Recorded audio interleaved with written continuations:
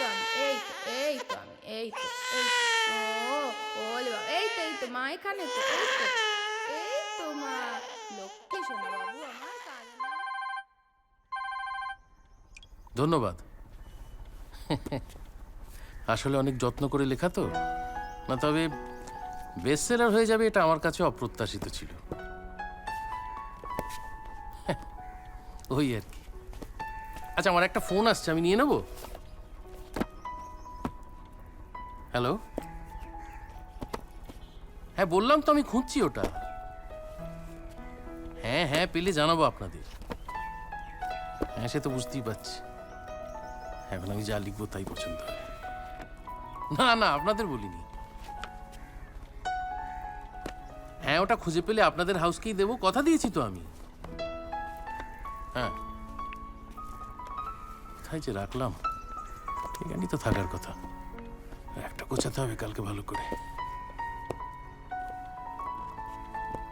যখন হাতে পায়ে ধরে ছাপার জন্য বললাম তখন রাজি হলো না। এখন একটা বেস্ট সেলার পেয়ে গেছি, এখন আমি আরশোলার ঠ্যাঙে রীতি কথা লিখলেও ছাপবে। উফ, হ্যালো, ও মিস্টার মুখার্জি, ধন্যবাদ। না না, এই তো পেয়ে গেছি। না না, আপনাকে না, আসলে একটা জিনিস খুঁজছিলাম। আমি একটু পরে ফোন করি মিস্টার মুখার্জি। আচ্ছা। আমার প্রথম বেস্ট সেলার, কিন্তু এটা আমার কাছে নিছক একটা গল্প নয়, জানেন। মৌমাছির মতো এক ঝাঁক অনুভূতি দিয়ে সাজানো একটা মৌচাক। মধুর কোয়ালিটিটা বোধহয় ভালো ছিল, তাই একটা বেস্ট সেলারের তকমাও জুটে গেল। কিন্তু এই গল্পের চরিত্রগুলো আমার খুব চেনা, খুব কাছের। বিশ্বজিৎ আর মধুমন্তী, সেই কলেজ বেলার বন্ধু। আর এই বিশ্বজিতের মাধ্যমেই অমিতের সাথে পরিচয় হয় মধুমন্তীর।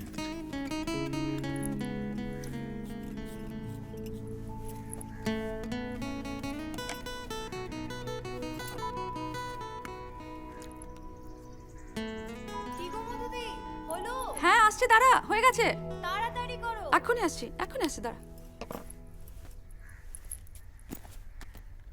ব্যাগ, মোবাইল সব নিয়েছি।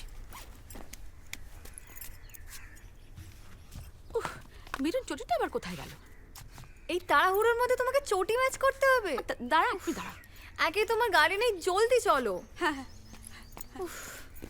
চল চল চল। চলো, কত দেরি হয়ে গেছে দেখো। এবার সোমনাথা কিছু বললে তুমি সামলিও। হ্যাঁ হ্যাঁ, আমি বুঝতে পারছি ভীষণ দেরি হয়ে গেছে। এই শোন না, বড্ড দেরি হয়ে গেছে না রে। আজকে ছেড়ে দিই, কি বল? একটা সিল নিয়ে নেবো না হয়? হ্যাঁ ছাড় না। তোমাকে না কিছু বলা যায় না, তোমার সবেতেই টেনশন। চলো তো।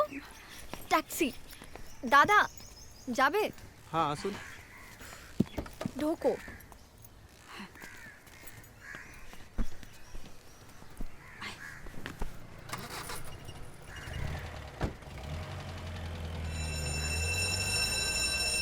তোমাদের যে কারণে একটু আগে আসতে বলা, তাতে অবশ্য বিশেষ সুবিধে কিছু হলো না।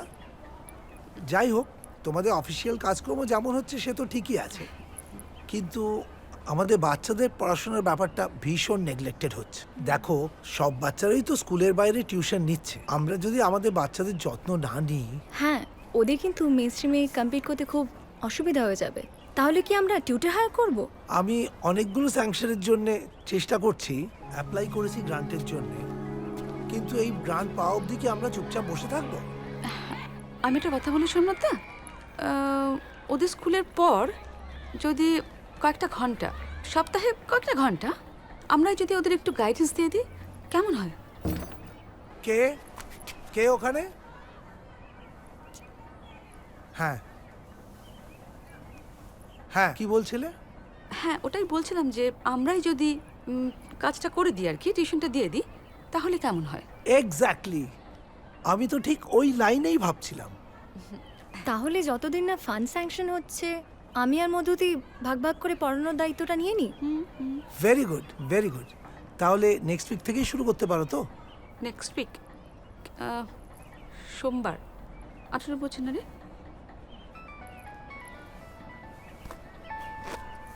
এক সেকেন্ড, হ্যাঁ।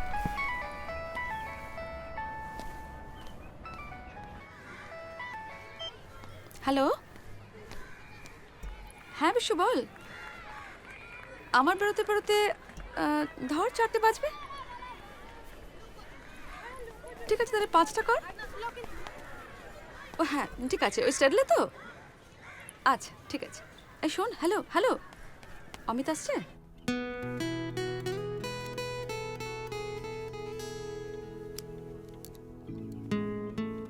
কালের নোনা হাওয়া ওদের বন্ধুত্বে মরচে ফেলতে পারেনি। শুধুমাত্র ওদের বন্ধুত্বেরই নয়, জীবনের নানান ঘাত প্রতিঘাতের সাক্ষী থেকেছে এই টেবিলটি। রাস্তার কি যাতা অবস্থা ভাবতেই পারবি না। এ?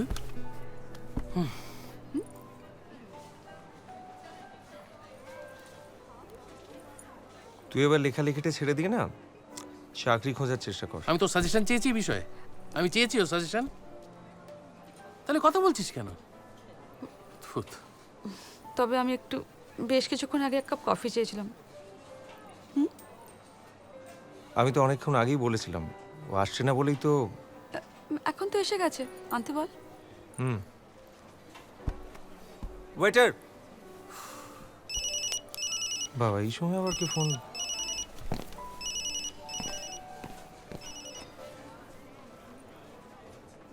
বিশ্ব, এত তাড়াতাড়ি হাল ছেড়ে দিলে চলবে? লেখকের কাজটা কিন্তু খুব কঠিন কাজ। আর তাছাড়া পায়ের নিচে জমি শক্ত হতে একটু তো সময় লাগবে। সময় দে। সময় দিতে দিতে আমি ফসিল হয়ে যাই আর কি। আচ্ছা ঠিক কতদিন লাগে রে কি ফসিল হতে? মানে তুই কথাটা সিরিয়াসলি জিজ্ঞেস করছিস আমাকে? হ্যাঁ, আমি সিরিয়াসলি একটা কথা জিজ্ঞেস করছি, আমার বিয়েটা কতদিন টিকবে? কেন আবার অশান্তি? এবার আবার কি নিয়ে? নতুন কিছু না, ওই ফিগার গেল। কেন যে মরতে মডেলকে বিয়ে করেছিলাম। আরে বাবা কি আশ্চর্য, মডেলদেরকে কোনো সন্তানাদি হয় না নাকি? আর চাইলে ঋত্বিকা তো আবার নতুন করে শুরু করতে পারে, কি বল? জিমে জয়েন করতে পারে। দেখ, জিমের বিষয়টা আমি খুব সাপোর্ট করি, যদিও আমার নিজের জিমটা খুব একটা স্যুট করে না, নয়তো আমিও যেতাম। জিমে যেতে বল। সারা জীবন সবকিছুর জন্য আমাকেই দায়ী করে গেল। দেখ দেখ অমিত, সন্তান নেওয়ার সিদ্ধান্তটা কিন্তু তোর ছিল। সেটা কি ভুল চাওয়া? বিয়ের 2 বছর পর সন্তান চেয়েছিলাম, চাওয়াটা কি অস্বাভাবিক? হ্যাঁ অমিত, পূজা 7 বছর বয়স হয়ে গেল, আর তোরা এখনো এই অশান্তি থেকে বেরোতে পারলি না? তোরা নয় ঋত্বিকা। ওর জীবনের সবচেয়ে গুরুত্বপূর্ণ কাজ এখন আমাকে দোষ দেওয়া। তার সঙ্গে আরেকটা ব্যাপার যুক্ত হয়েছে। কি? ওকে নিয়ে কমপ্লেক্স। আমাকে নিয়ে? আমি কেন? আমি কি করলাম? ও নাকি মোটা হয়ে যাচ্ছে, কুৎসিত হয়ে যাচ্ছে, সেই জন্য আমি তোর সঙ্গে প্রেম করছি। বড়ি মজার ব্যাপার তো। দেখ, ও তো মানে তোদের রিলেশন, মানে আমাদের বন্ধুত্বের ব্যাপারটা তো বিয়ের আগে থেকেই জানতো। হ্যাঁ জানতো, এখন উদ্ভট সব চিন্তা ভাবনা ওর মাথায় আসছে। আমি না এই অশান্তিটা নিতে পারছি না, রোজ ঝামেলা হচ্ছে। এই পুরো ব্যাপারটার মধ্যে ভিক্টিমাইজড হচ্ছে কিন্তু পূজা। বিনা দোষে কি কষ্ট পাচ্ছে বলতো মেয়েটা? রোজ রোজ আমার এসব ভালো লাগে না। এসব বাচ্চা সামলানো টামলানো আমার কাজ নয়। তোমার কি মনে হয় আমি অফিস না গিয়ে বাচ্চা কোলে নিয়ে বসে থাকবো? কিন্তু আমি তো তাই করি অমিত। কেরিয়ার স্বপ্ন সব জলাঞ্জলি দিয়ে বাচ্চা কোলে নিয়ে যে বসে থাকি। অবশ্য তোমার পূজার জন্য সময় থাকবে কোথা থেকে? তোমার তো মধুবন্তীকে সময় দিতে হবে না? What nonsense! কি বলছো কি এসব? গলা নামিয়ে কথা বলো। আমি জানি না পূজার সাথে দেখা করার নাম করে কার সাথে দেখা করতে আসে তোমার বান্ধবী। আমি বুঝি না ভেবেছো? ঋত্বিকা! থামবি তুই? কেঁদে কেঁদে একবার বাড়িটা মাথায় করে ফেললো।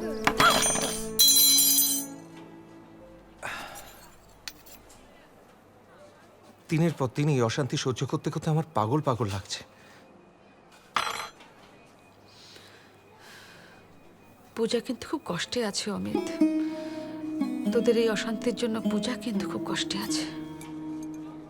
এ কি করছিস? ওটা পড়ে গেছিল তো।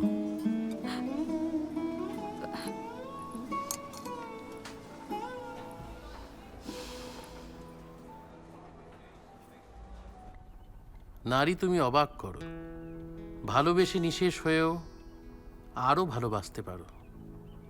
নারী তুমি অবাক করো, ভালোবাসার সলতে জ্বালাও, সেই আগুনেই তোমার দহন। ফোঁটা ফোঁটা জীবন গলে মোমদানিতেই তোমার মরণ।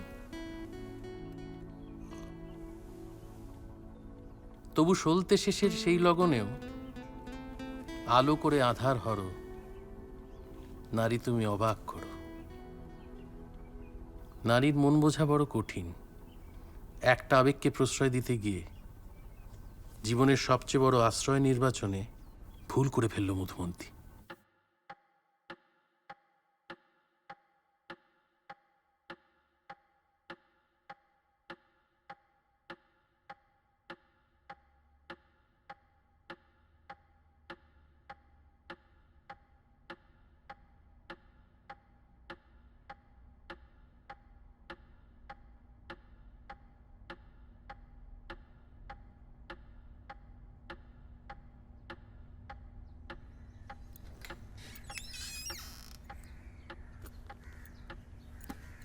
এ কি?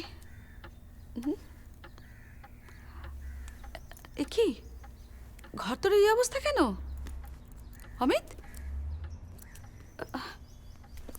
কি হয়েছে অমিত? কি রে? ঋত্বিকা চলে গেছে। ও নতুন করে আবার জীবন শুরু করতে চায়, আমাকে আর পূজাকে ছাড়াই।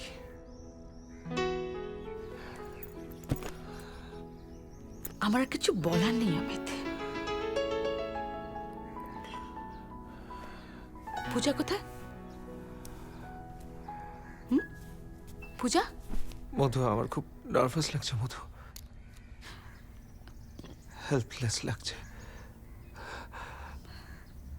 ওইটুকু একটা ছোট্ট মেয়েকে আমি, পূজাকে আমি একা বড় করবো কি করে?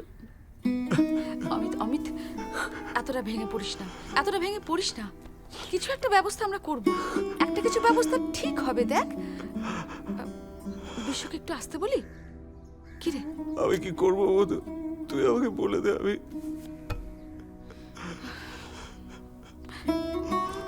ওফো, এত কান্নাকাটি করিস না। কান্নাকাটি করলে কি ঋত্বিকা ফিরে আসবে বল? আসবে না তো।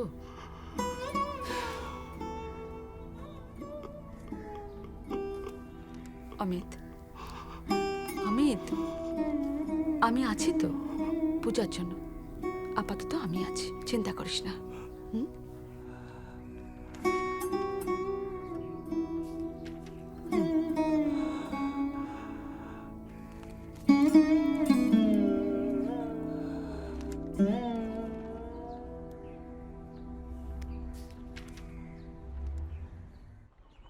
মধু যে আদরটুকু পূজাকে দিতে চেয়েছিল, ছোট্ট মেয়েটা তা গ্রহণ করেনি প্রায় কোনোদিনই।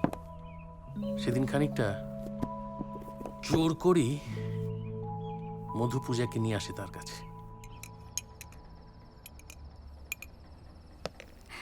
না, আমি তোমার হাতে খাবো না। ঢকঢক করে দুধটা খেয়ে না আসো না।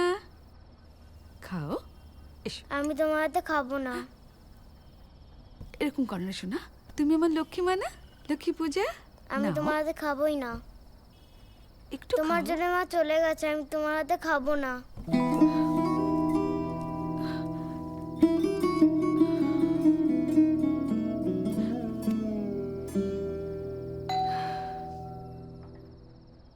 রেখা দি, দেখো তো কে এলো।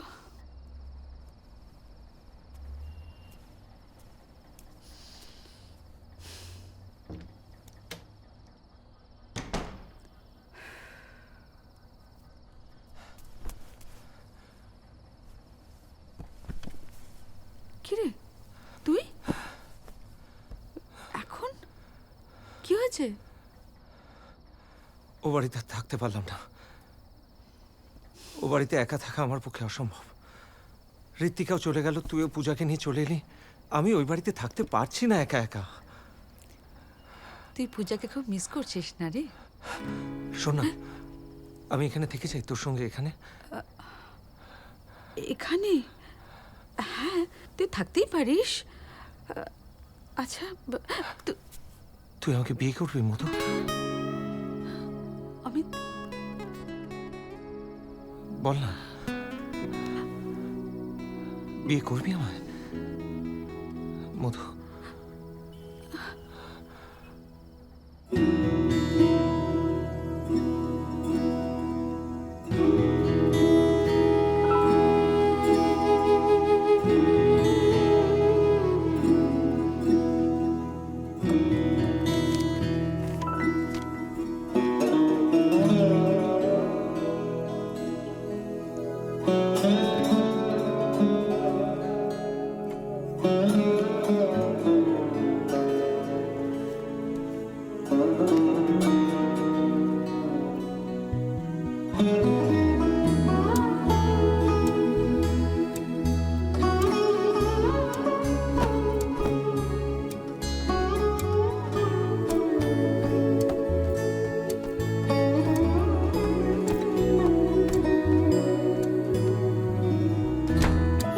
একটু হাসির ছোঁয়া, একটু চোখের জল, অভিমান আড়াল করে ভালোবাসার কতল।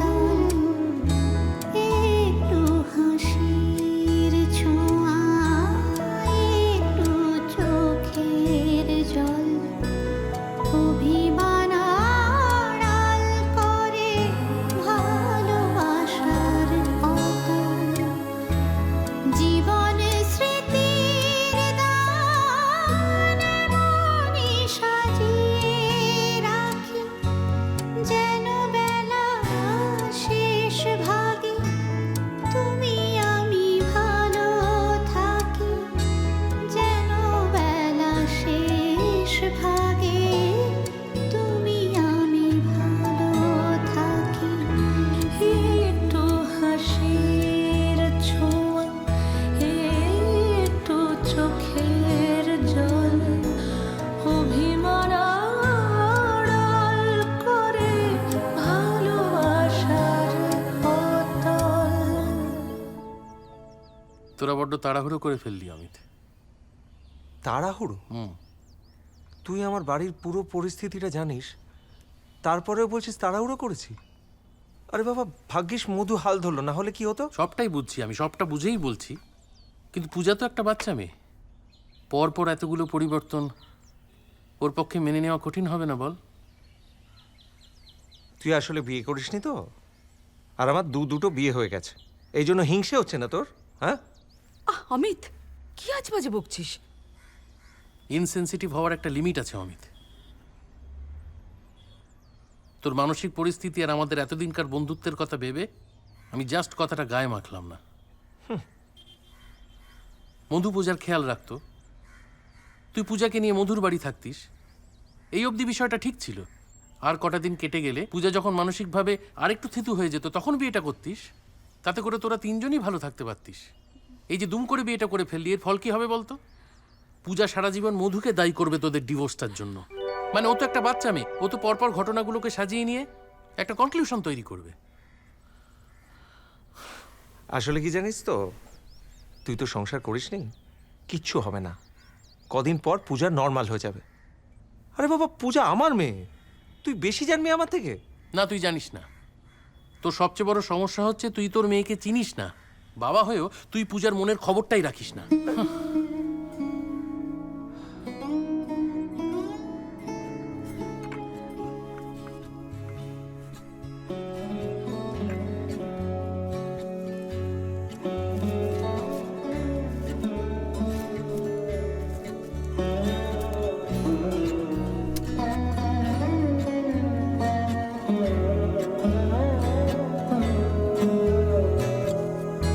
ফিরিয়ে দেওয়া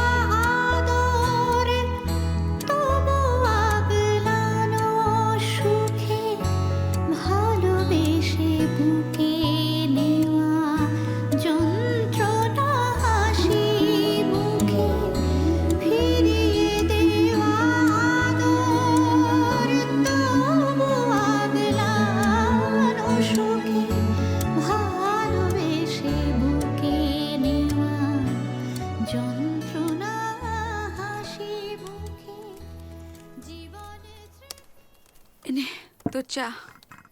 হুম।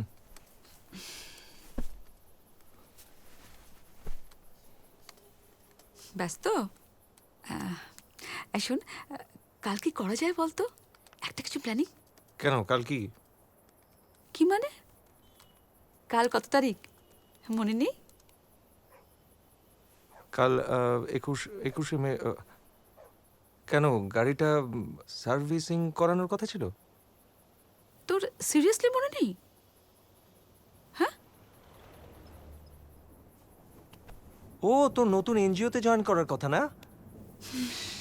আরে ভুলে গেছিলাম একদম। কি করবি তাহলে? মিষ্টি নিয়ে যাস, তাহলে র্যাপোটা বাড়াতে সাহায্য করবে। অবশ্য এখনকার মহিলারা যা হেলথ কনসিয়াস। অমিত, নতুন এনজিওতে আমার ডিসেম্বরে জয়েন করার কথা।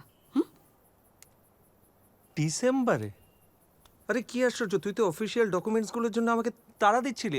এখন তো মে মাস, ডিসেম্বর তো কত দেরি, তুই তো পাগল করে দিচ্ছিলি আমাকে। কি আশ্চর্য, ওই অফিসিয়াল ডকুমেন্টসগুলো পূজার স্কুলের। অমিত, তুই পূজার ব্যাপারে এতটা ক্যাজুয়াল কেন? তোর কি সত্যি কিছু মনে নেই? হ্যাঁ, পূজা স্কুলের প্যারেন্ট টিচার মিটিং, তুই আমাকে আগে বলবি তো। ও অমিত, কালকে পূজার জন্মদিন, তোর মনে নেই? এ বাবা, তাই তো। পূজা তোর নিজের সন্তান। অমিত, তুই সন্তানের ব্যাপারে এতটা উদাসীন কি করে হোস? আমি বুঝতে পারি না। এক গাদা টাকা দিস পূজার জন্য, ব্যাস হয়ে গেল। সন্তানের প্রতি বাবার কর্তব্য শেষ। হ্যাঁ, আর কিছু করার নেই তোর। এটা কি? ঠিক আছে ঠিক আছে, অত জ্ঞান দিতে হবে না।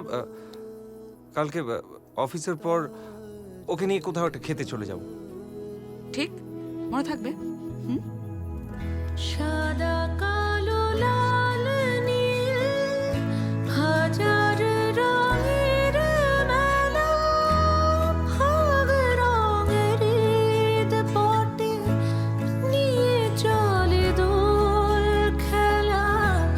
সাদা কালো লাল নীল হাজার রঙের মেলা, ভাগ রঙের ঈদ পটে নিয়ে চলে দোল খেলা।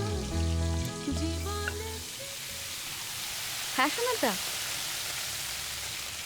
হ্যাঁ আমি জানি তো, আমি সেভাবে ব্যবস্থা করেই যাচ্ছি। হ্যাঁ, আচ্ছা, ওরা কখন আসছেন? আর শেষ হতে হতে? ওকে ওকে। না আসলে কি জানো তো, পূজার পরীক্ষা সামনে, আর টিউটর আসবে, তাই এখন একদম অফ করা যাবে না। আমি সেভাবে তাহলে অ্যাডজাস্ট করে নিতাম আর কি। আচ্ছা আচ্ছা, ঠিক আছে ঠিক আছে, ওকে। হ্যাঁ অমিত, তোকে আজকে পূজাকে একটু স্কুল থেকে পিক আপ করতে হবে। হ্যাঁ, সে কি, আমি কি করে পিক আপ করবো? মানে আরে তোর লাঞ্চ ব্রেকের সময় তো পূজা ছুটি হয়, তোকে স্কুল থেকে পিক আপ করে বাড়িতে ড্রপ করে আবার অফিসে ফিরে যাস। হ্যাঁ, দুপুরবেলা তো রেখাতে থাকবে, কোনো অসুবিধা হবে না। আরে বাবা, আমি অতক্ষণের জন্য অফিস থেকে বেরোতে পারবো না। একটু তো কোঅপারেট কর অমিত। তোর অফিস থেকে পূজা স্কুল মাত্র 5 মিনিটের দূরত্ব। ওকে ওখান থেকে পিক আপ করে বাড়িতে এনে তুই ফিরে যেতে আর 40 মিনিট লাগবে। আরে রোজ তো আমি করি, আজকে তুই একটু কর। ঠিক আছে, আমি দেখছি। দেখছি দেখছি মানে কি? শোন, আজকে আমার এনজিওর ডাইরেক্টরিয়াল বোর্ডের সাথে মিটিং আছে, আমি কিন্তু কোনোভাবেই অফিস থেকে বেরোতে পারবো না। আমি তোকে বলে দিলাম, আজকে তোকে করতেই হবে, ঠিক আছে? ঠিক আছে, বললাম তো আমি পিক আপ করে নেবো।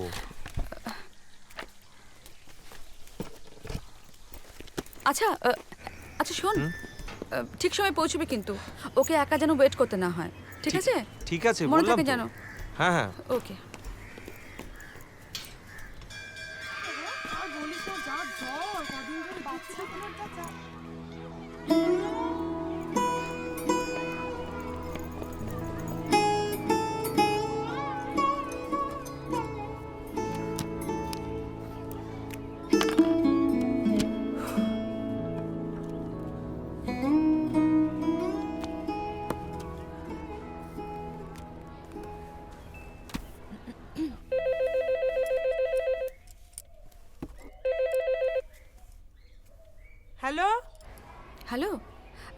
পূজা এসে কিছু খেয়েছে? পূজা? না না, পূজা তো ফেরেনি। ফেরেনি মানে? এত দেরি হয়ে গেল, তুমি আমাকে জানাওনি কেন? ফেরেনি মানে কি? আমি তো জানি আপনার সাথেই আছে। আরে কি, উফ।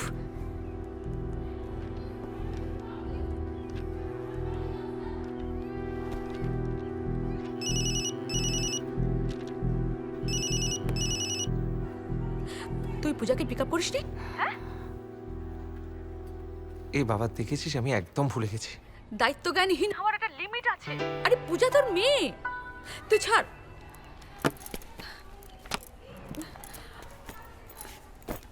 সোনদা, একটা ইমার্জেন্সি এসে গেছে, আমাকে এক্ষুনি বেরোতে হবে। হ্যাঁ, তুমি একটু সামনে নিও প্লিজ।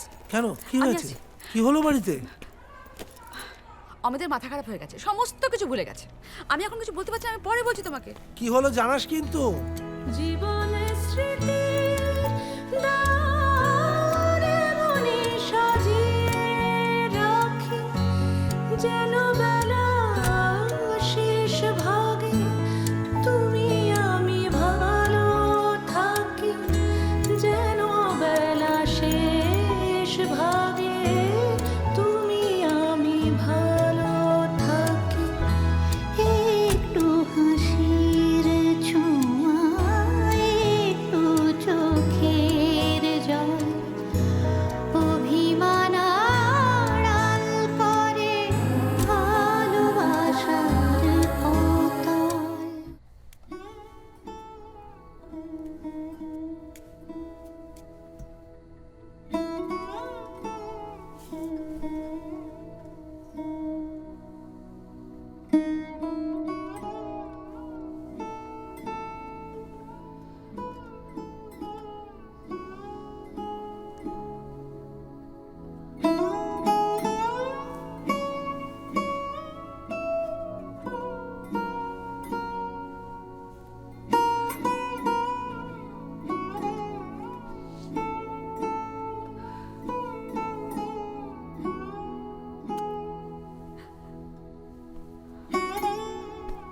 Sorry Babu, sorry. তোকে আর কখনো কারোর জন্য অপেক্ষা করতে হবে না। Sorry.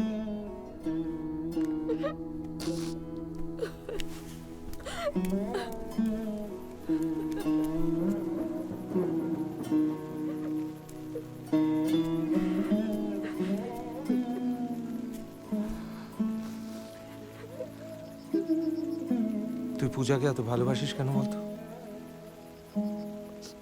ও তো তোর নিজের সন্তান নয়, তোর সঙ্গে দুর্ব্যবহার করে, তাও কেন তুই ওকে?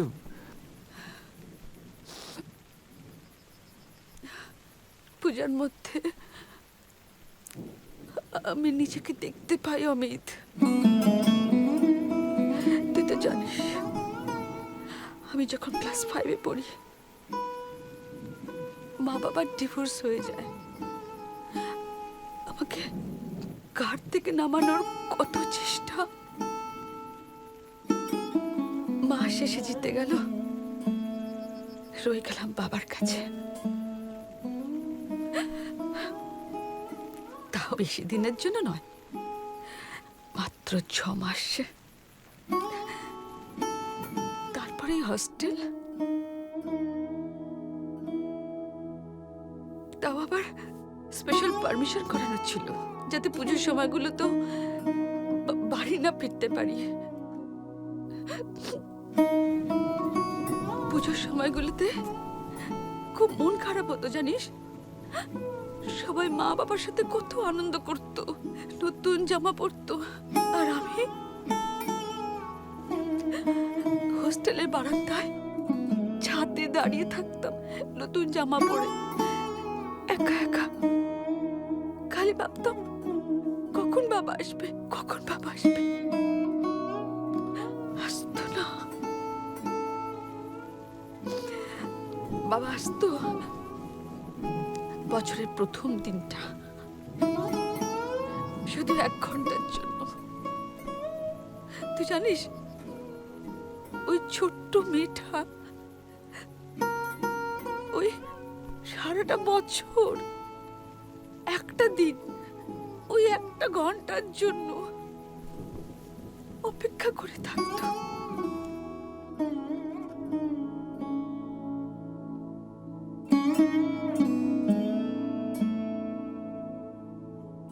বাবা মার জায়গাটা খুব ডেলিকেট জানিস, আদরের অভাব ঘটলে না সারাটা জীবন সেটা বয়ে বেড়াতে হয়।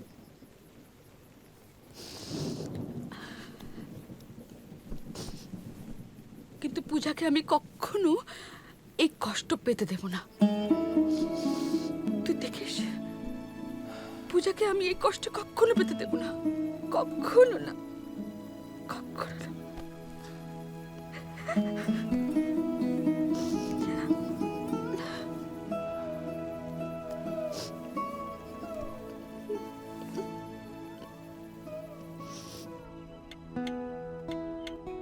এমনই মিঠে করা ছন্দে চলছিল মধুমন্তীর সুখের সংসার,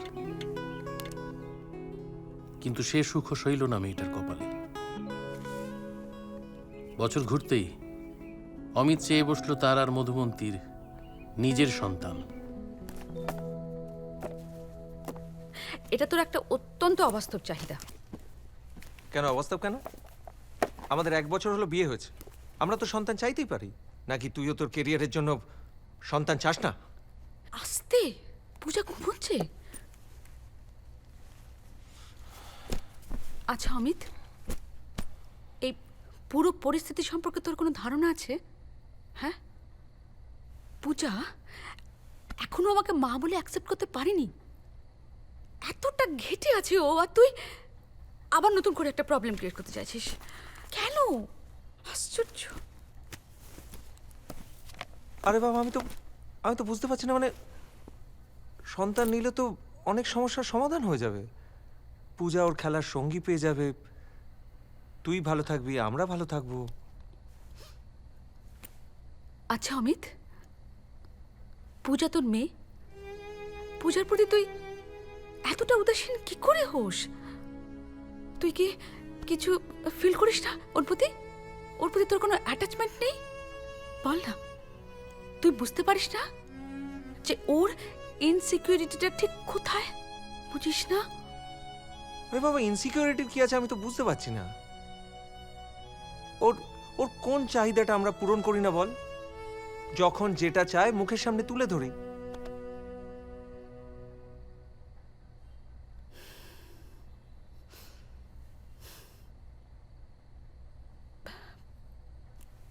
পূজার কপালটা বড্ড খারাপ রে। এই হেয়ালিটা ঠিক বুঝতে পারলাম না। এই ব্যাপারে তোর সঙ্গে আমি আর একটা কথা বলতে চাই না। Good night.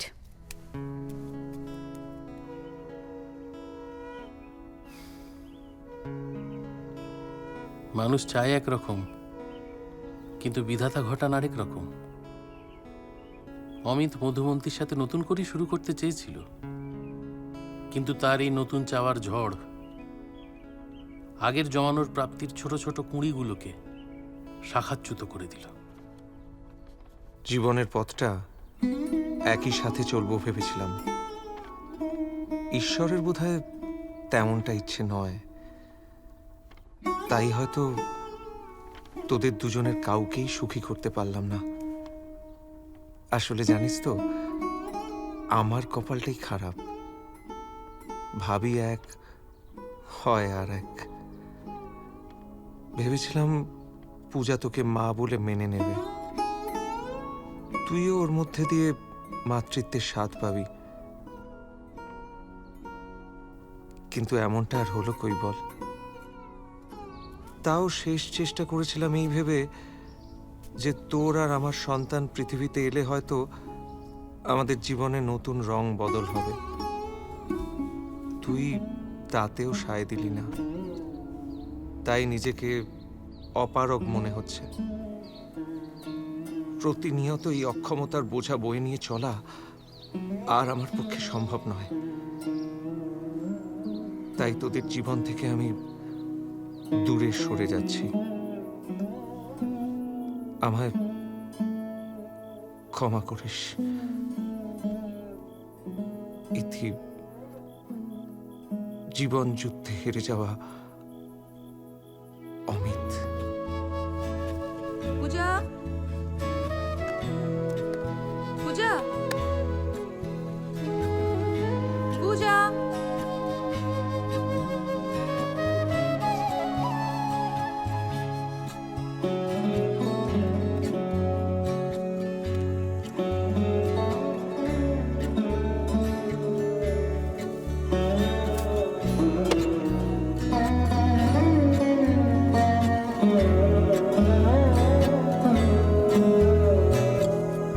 ফিরিয়ে দেওয়া আলো, তবু আগলানো সুখে, ভালোবেসে বুকে নেওয়া যন্ত্রণা হাসি মুখে।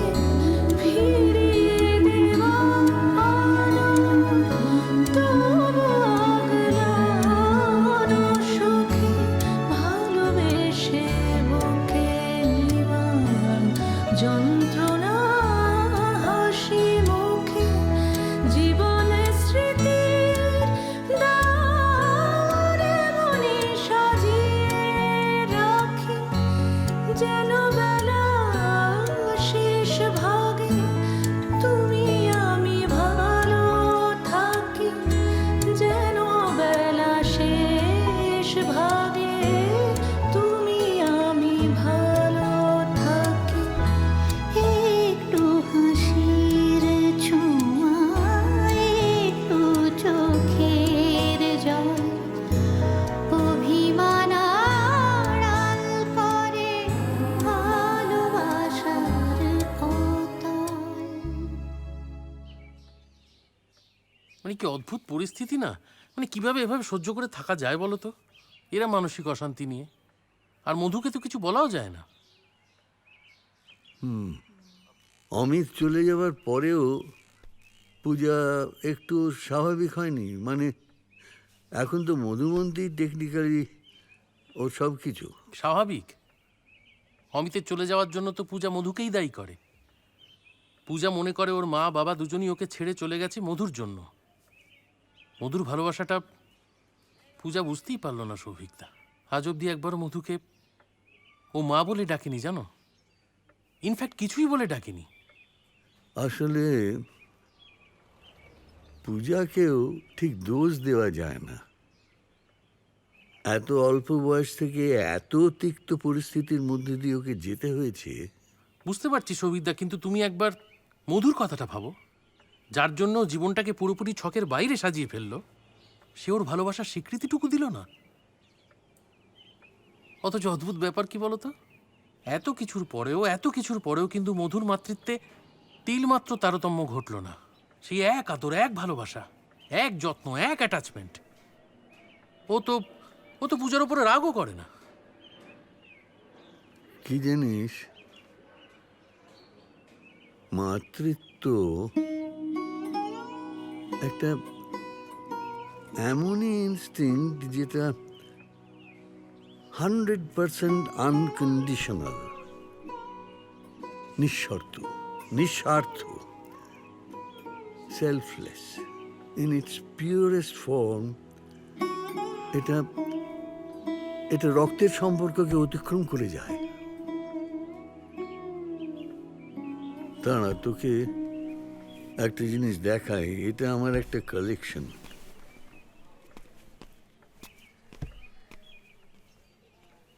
কি কালেকশন? জঙ্গল থেকে আবার কি তুলে আনলে তুমি? ওয়াইল্ড লাইফটা আমার প্যাশনটা নিয়ে থাকতে আর কি ছেলে খেলা করিস না। এই দেখ এগুলো, তডোবা আন্ধারি টাইগার রিজার্ভের ঘটনা এটা। এই হরিণের বাচ্চাটা বাঘিনীটার কবলে পড়ে। ফটোগ্রাফাররা ভেবেছিল খুব জবরদস্ত একটা শিকারের ছবি তুলবে, কিন্তু দেখ অবস্থাটা। বাঘটা হরিণটাকে আদর করছে। এক্স্যাক্টলি। তারপর দেখ না কিরকম নিজের বাচ্চার মতো নিয়ে খেলছে। তারপর আবার ঘেঁটি ধরে ওকে ফিরিয়েও দিয়ে আসি। অদ্ভুত না? বিশেষজ্ঞদের মতে ওটা মেটিং সিজন ছিল, সেই জন্যে ওই বাঘিনীটির মাতৃত্বের ইনস্টিংক্ট তার শিকার করার নেসেসিটিকে ছাপিয়ে গিয়েছিল। একটি পশুর মধ্যে যদি মাতৃত্বের প্রকাশকে এইভাবে দেখা যায়, তাহলে তো মানুষের মধ্যে তার জন্য প্রত্যাশা আরো 1000 গুণ বেশি হয়, তাই না? এটা একটা ব্যতিক্রমী ঘটনা সৌভিকদা, এটাকে তুমি স্ট্যান্ডার্ড ঠাউরাবে? আমি শুধু তোর কাছে মাতৃত্বের বিষয়টা পরিষ্কার করে বলতে চাইছিলাম।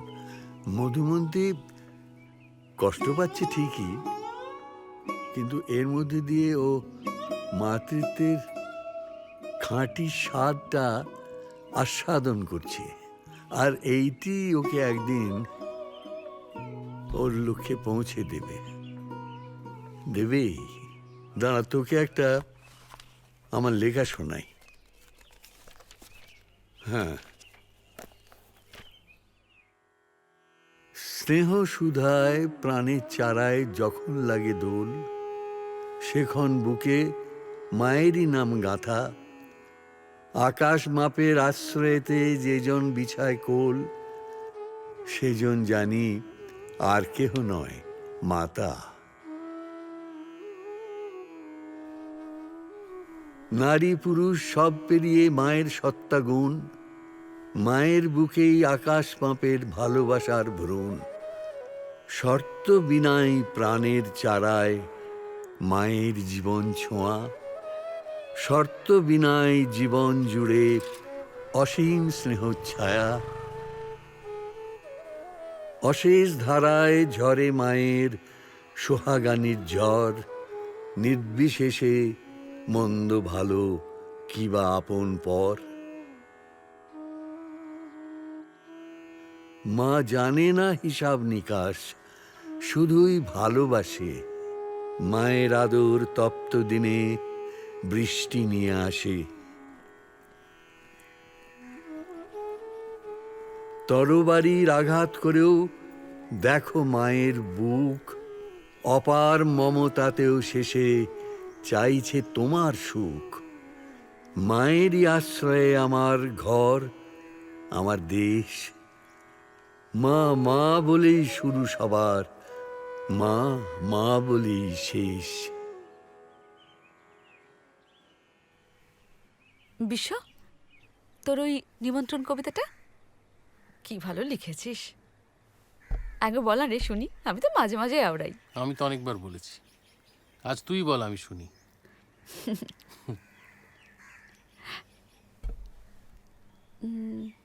বুকের মাঝে আছে আমার বাড়ি, মোম রঙেতে কাঁচা হাতে রাখা। সামনে বয়ে যাচ্ছে ছোট্ট নদী, হাত বাড়ানো পুরনো বটের শাখা। কখনো তুমি এসো অবকাশে, উঠোন পরে মাদুর দেব পেতে।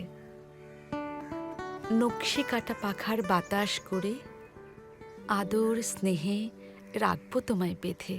তুই মধুকে ভালোবাসিস না? হ্যাঁ, তা বাসি বই কি, বন্ধুত্বের মধ্যে ভালোবাসা থাকবে না? সব সম্পর্কেই তো ভালোবাসা থাকে। আমি যে তোমায় ভালোবাসি তুমি বোঝো না? ফাজলামি করিস না। আমি কি বলছি তা তুই খুব ভালো করেই বুঝিস। জীবে প্রেম করে যেই জন সেই জন সেবিছে ঈশ্বর, এই টাইপটার বাইরে বলতে চাইছো তাই তো? আমি এত যে তোমায় ভালোবেসেছি এই টাইপটার কথা বলছি।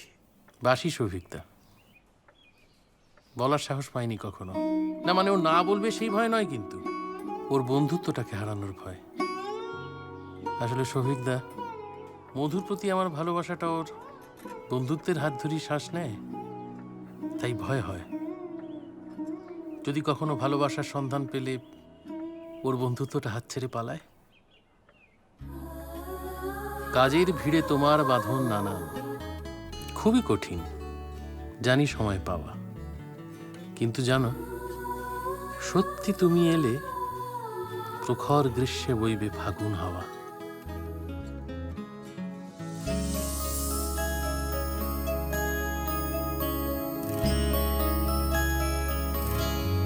আঁধারে আলো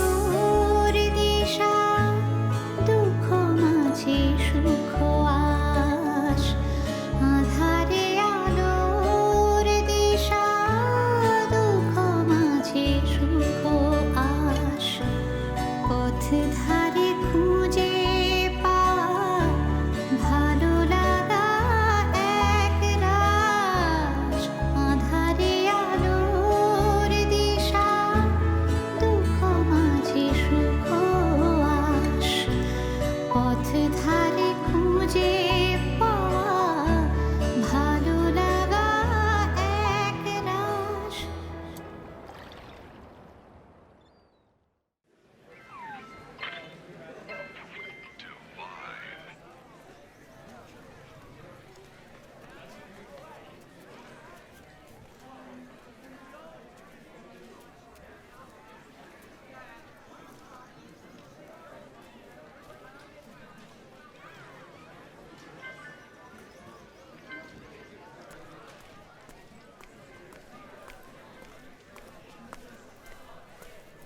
ফোনটা নামিয়ে একটু এদিকে দেখ না রে পূজা। এই সাত সকালে কেমন সেজেছে, পুরো ডাকিনি লাগছে তোরে তোকে। হ্যাঁ, ডাকিনীর মতো? সে কি?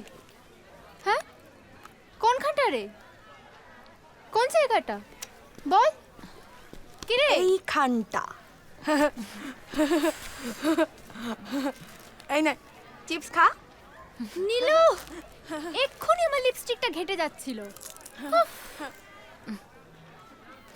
ডাকিনির নাম নিয়েছে আর একজন রাক্ষসী এসে হাজির হয়ে গেছে। তারপর তোর রং মেলান্তি কদ্দূর? ভালোই জমেছে। একজন মুখে রং মাখাচ্ছে আর একজন ফোনে রং মেলাচ্ছে। আর আমাদের নীলু হাঙরের মতো গিলেই চলেছে। এই চল চল, ক্লাসের টাইম হয়ে গেছে, চল। হ্যাঁ হ্যাঁ, চল চল চল। ঠাকুর যেন দেখতে ভালো হয়, ঠাকুর যেন দেখতে ভালো হয়, ঠাকুর যেন দেখতে ভালো হয়, ঠাকুর কি যেন করছিস দেখতে বলতো তুই? ভালো হয়, পাগল। দেখতে ভালো হয়, ঠাকুর যেন। মাথা খারাপ হয়ে গেছে ওর। আরে চুপ কর তো, আমি খোঁজ নিয়েছি। এই একটাই ভালো দেখতে স্যার আছে আমাদের ডিপার্টমেন্টে। স্যার আসছেন, কোনো সিনেমার হিরো নয়, কামন। তথাস্তু। Good morning. বসো সবাই।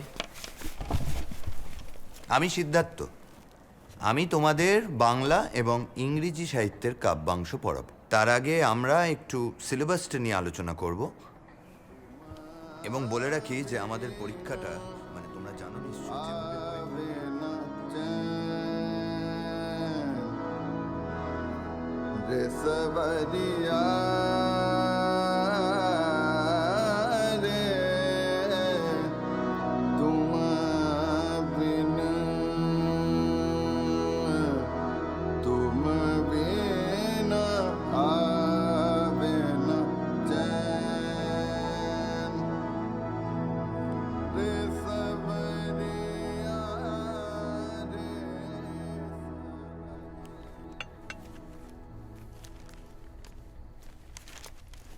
কিরে এসছিস?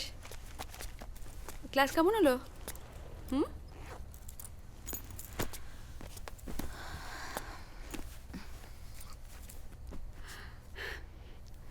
নিরঞ্জনা, অদ্রিজা, সঞ্চারী ওদের সঙ্গে দেখা হয়েছে? খুব টায়ার্ড না রে? শরবত করে দেবো?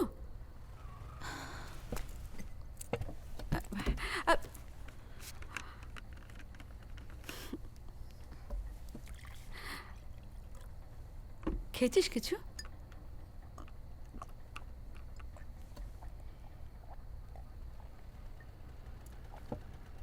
হ্যাঁ, পেটে পড়েছে কিছু?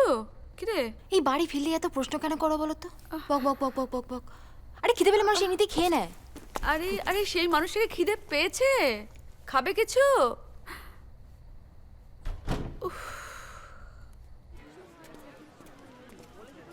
স্যার বলছিলাম যে টেস্টের আগেই রুটিনটা আমাদের ঠিক করে নেওয়া উচিত।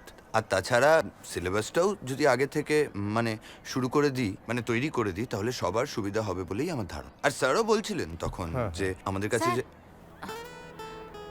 স্যার একবার একটু বাইরে আসবেন? আমি বাইরে যাব? হ্যাঁ মানে একবার যদি একটু আসেন। সরি, আসছি।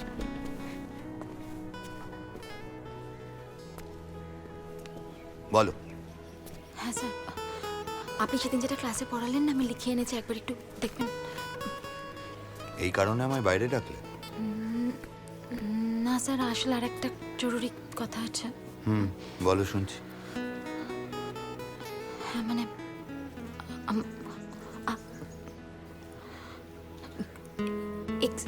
এক্সামের ডেট কবে ঠিক হলো স্যার? উফ, এটা তোমার জরুরি কথা? না স্যার, আসলে আর একটা জরুরি কথা আছে আসলে। হ্যাঁ, বুঝে গেছি, থাক, দেখে নিয়েছি। তুমি এখন ক্লাসে যাও, পরে কথা হবে।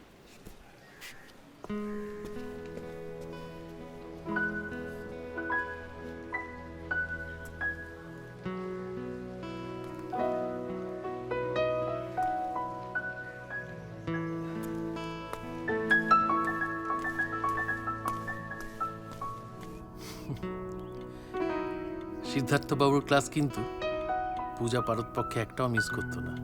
আরে শোন না, কি হয়েছে কেসটা বল। ওই যে অপর্ণা বলে মেয়েটা, ও তো একদম লিখতেই পারে না। তাহলে ও আমাদের ক্লাসে ফার্স্ট ক্লাস ফার্স্ট হয় কি করে? গোল্ড মেডেলটাও পাবে কেন? আরে ভোর ছাড় তো, না, ওর হতে কথা। পারে, তোরা কি নিজামের রোল তো খাসনি। MA এত first year ভালো না? খেতে। তোমরা এখানে কেন? তোমাদের তো ক্লাস চলছে এখন। ক্লাসে যাও, ক্লাসে যাও। চল। সিধু জ্যাঠা তো আর জানে না আমরা শুধু সিধু জ্যাঠার ক্লাস ছাড়া কারুর ক্লাস করি না। এসো, তুই না স্যারকে সিধু যেটা বলো বন্ধ কর, বুঝলি? চল। একদিকে সিদ্ধার্থ স্যারের প্রতি আকর্ষণ, আর অন্যদিকে মায়ের প্রতি প্রবল ঘৃণা। সময়ের সাথে সাথে দুই ক্রমশ বাড়তে থাকলো। শোন, আমি কিন্তু শুরু থেকেই বলেছি, না না ওসব নাচে টাচে আমি নেই। শোন, ফ্রেশার্সে তোরাই নাচিস, আমি শুধু নাচ দেখতে পারি। হ্যাঁ চল, হ্যাঁ দাদা বাই। নাচটা আমি তোকে শিখিয়ে দিই, একটু সময় দিলে তুই ঠিক পারবি। তুমি লুকিয়ে লুকিয়ে আমার কথা শুনছিলে, অদ্ভুত তো। আরে কি আশ্চর্য, আমি লুকিয়ে কথা শুনবো কেন? তুই এত জোরে জোরে কথা বলছিলি, এমনিতে শোনা যাচ্ছিল। তুমি শেখাবে আমাকে নাচ? তুই জানিস না, কলেজে আমি অনেক পারফর্ম করেছি আর প্রচুর প্রাইজও এনে দিয়েছি। বিশ্বকে জিজ্ঞেস করিস। এবার তো আমি আর নাচ করবোই না, ডিসাইডেড।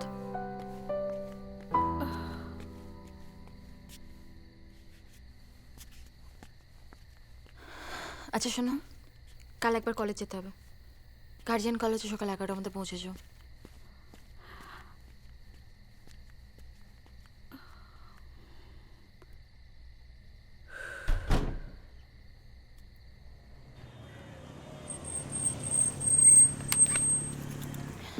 আরে আরে কোথায় যাচ্ছিস? দাঁড়া, একসঙ্গে যাই। কোনো দরকার নেই, আমি আমার মতো যাচ্ছি, তুমি চলে এসো।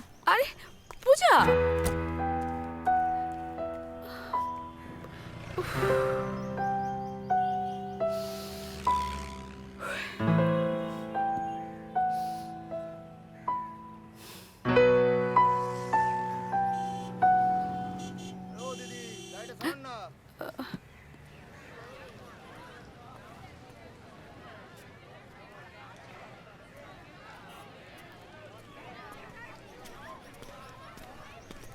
এই শোনো শোনো। হ্যাঁ বলুন। কম্পারেটিভ লিটারেচারের ডিপার্টমেন্টটা কোথায় বলতে পারো? আপনি কি কাউকে খুঁজছেন? হ্যাঁ হ্যাঁ, সিদ্ধার্থ দাস। আচ্ছা, আপনি এইখান থেকে সোজা চলে গিয়ে একটা বড় স্টাফ রুম পাবেন। আচ্ছা। আর ওখানে যদি না পান তাহলে ওর ভেতরে একটা ছোট স্টাফ রুম আছে, ওখানে আপনি পেয়ে যাবেন ওনাকে। Thank you.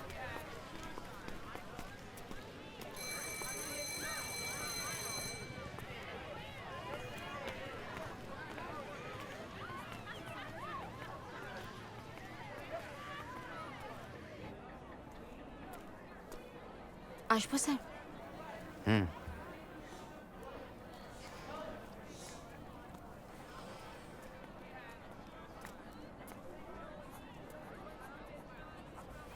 Sir, guardian call হয়েছিল।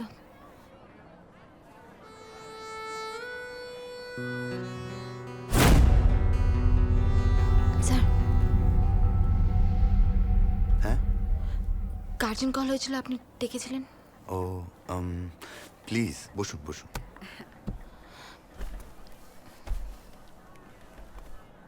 বলুন। আমি কি বলবো, মানে আপনারাই ডেকেছিলেন।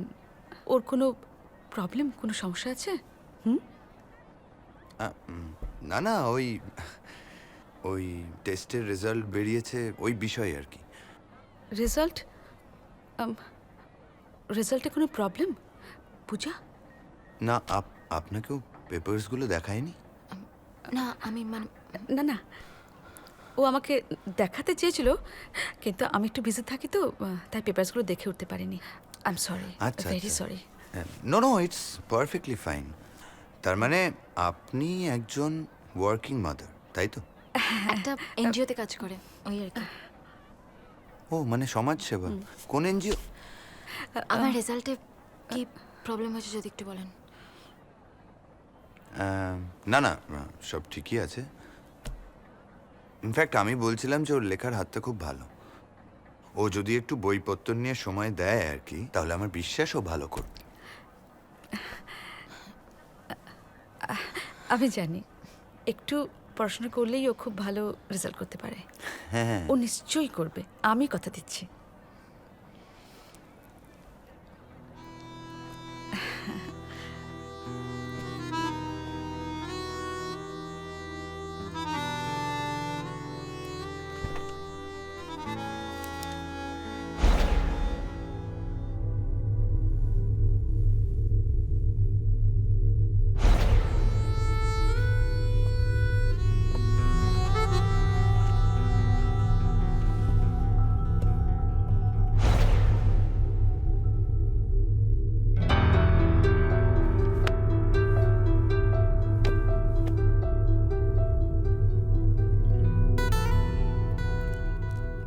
অনুরাগের আর্দ্রতা কখনো কখনো কাঁটা গাছেও ফুল ফোটায়, জানেন তো? পূজার জীবনেও এই আকস্মিক ভালো লাগা প্রথমবার তার বহিরঙ্গনে কিছু ফুল ফুটিয়ে দিয়ে গেল।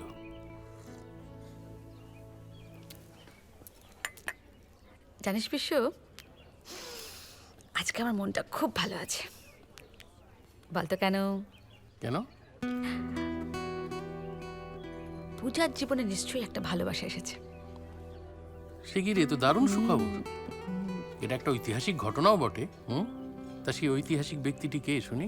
এই তোর একটা খুব বাজে অভ্যাস, সবসময় ওকে নিয়ে তো ঠাট্টা তামাশা করিস কেন বলতো? বাচ্চা একটা মেয়ে, মানছি ও সকলের থেকে একটু আলাদা, তা বলে এভাবে বলবি? তুই জানিস না, ও না একদম অন্যরকম হয়ে গেছে। কি সুন্দর সাজে, শাড়ি পরে, সুন্দর করে চুল বাঁধে। ও খুব ভালো আছে।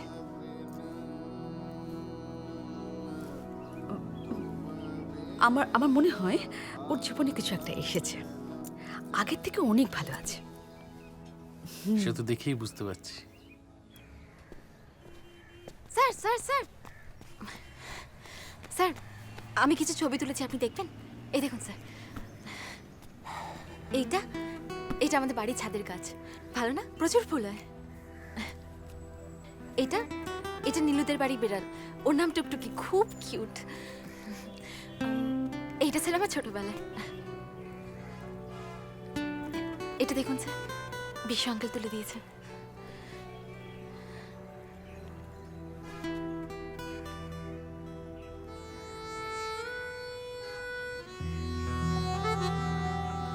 বাহ, ভালো। এই ছবিটা আমায় পাঠিও তো। এখনই পাঠাচ্ছি স্যার।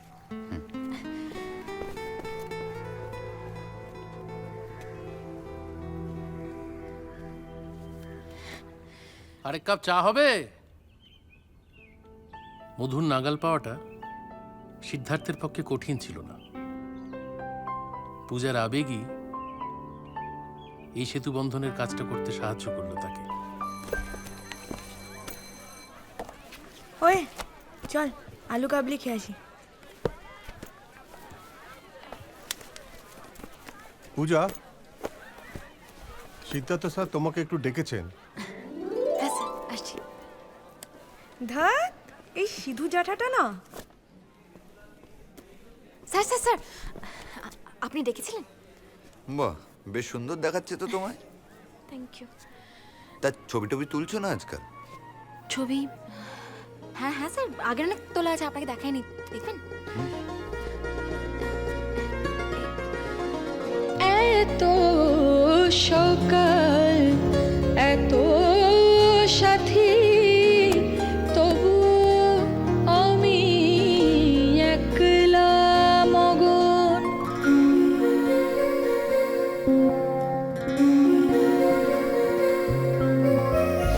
এত সকাল এত সাথী তবু আমি একলা মগন তোমার স্মৃতি তোমার পরশে সাধনায় গলছে লগন খেয়ালি মন বেহাল খেয়া ভিড়তে যে চায় তোমার পারে আমার হতে বলছি তোমায় শুধু আমার চিরতরে।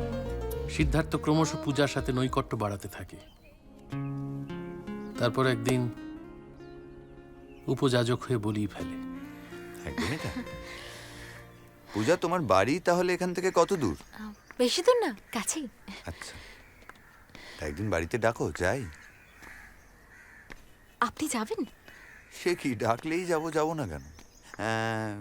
রোববারগুলো কি করো? মানে রোববার তোমরা ফাঁকা থাকো? মানে তোমার মা বাড়িতে থাকেন? মা, হ্যাঁ, ছুটির দিন এমনিতে বাড়িতেই থাকেন। আচ্ছা আচ্ছা আচ্ছা।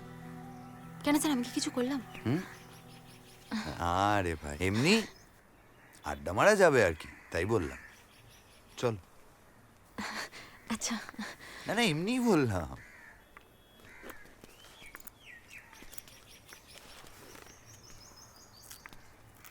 নীলু, এই নীলু, আরে এই হাতি, কি হলো?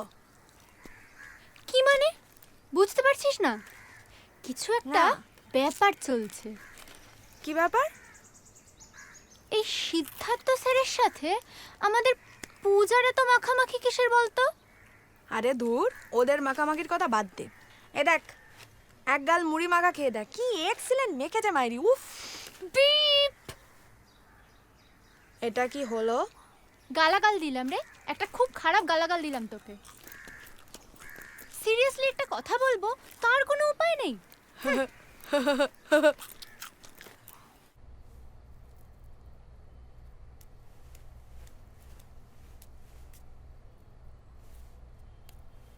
ওরে বাবা, কি রে, এত সাজুগুজু? কোথাও বেরোবি? না না, তোমায় বলা হয়নি আজ স্যার আসবেন বাড়িতে। স্যার আসবে মানে? কোন স্যার? সিদ্ধার্থ স্যার। তুমি সেদিন যার সাথে কথা বললে না, সে কি রে, স্যার আসবে মানে তোর আবার কোনো রেজাল্ট বেরোলো নাকি? হ্যাঁ, দূর বাবা না, এমনি আসবেন। এমনি আসবে? আগে বলবি তো। এই, তুমি একবার দেখো না, মনে হয় স্যার এসে গেছেন। তুমি একবার দেখো, আমি আসছি। সত্যি দেখেছো, কোনো কাণ্ড কেন? উফ, আগের থেকে বলবে তো।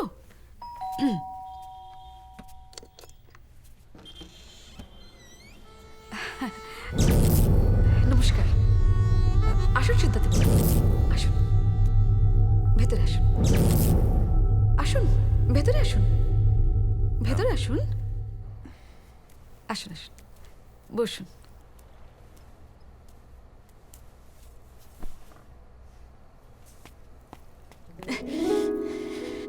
বাড়ি চিনে আসতে কোনো অসুবিধা হয়নি তো? আপনার রোববারের ছুটিটা মাটি করতে চলে এলাম। মা, না না, এভাবে কেন বলছেন? কি খাবেন বলুন, চা না কফি? না, তার আগে একটা কথা আছে। প্রথমত, আমায় আপনি আজ্ঞে করে ফর্মাল কথা বলা যাবে না। আর দ্বিতীয়ত, আপনি চা, কফি, কোল্ড ড্রিঙ্ক যেটাই ভালোবেসে দেবেন আমি খাবো। ঠিক আছে, বসুন, আসছি। বসো। আসা যাওয়া বাড়তেই থাকে, আর তার সাথে সাথেই বাড়তে থাকে পূজার আকাশ কুসুম কল্পনা।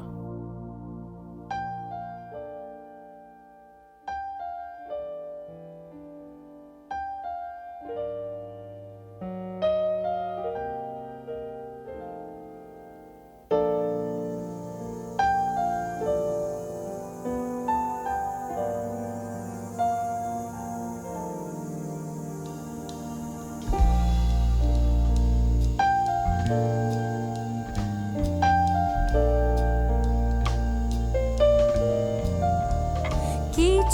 পথ চলতে চলতে কিছু কথা বলতে বলতে কিছু ভাবনা আর না ভাবা মিলে মিশে হয় কবিতা কিছু পথ চলতে চলতে কিছু কথা বলতে বলতে কিছু ভাবনা আর না ভাবা মিলে মিশে হয় কবিতা কিছু পথ চলতে চলতে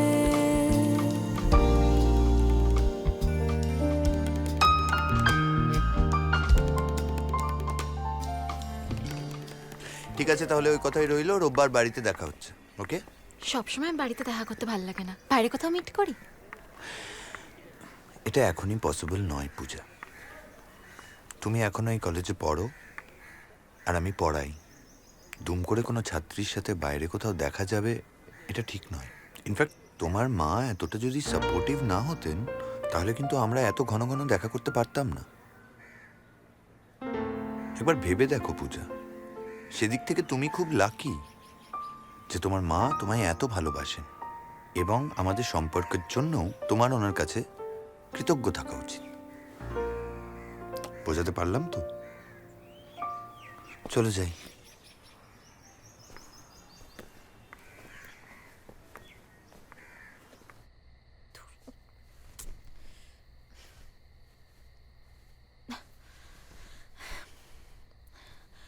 মা, শাড়িটা একটু পরিয়ে দাও না।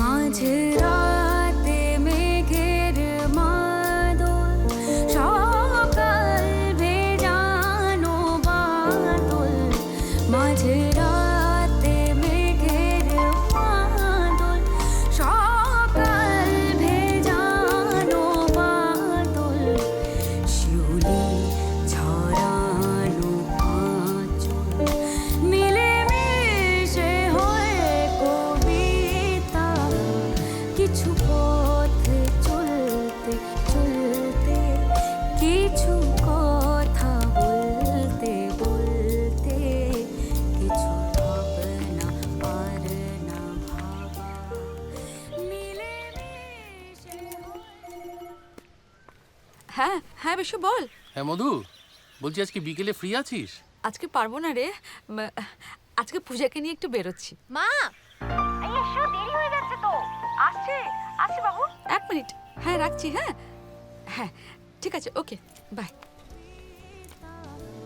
কিছু পথ চলতে চলতে কিছু কথা বলতে বলতে কিছু ভাবনা আর না ভাবা মিলে মিশে হয় কবিতা কিছু পথ চলতে চলতে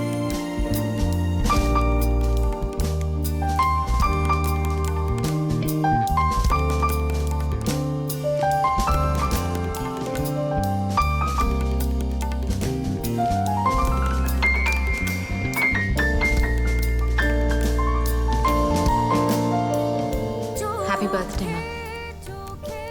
মা, আজ তোমার জন্মদিনে আমরা দুজনে একসাথে একটা কাজ করব।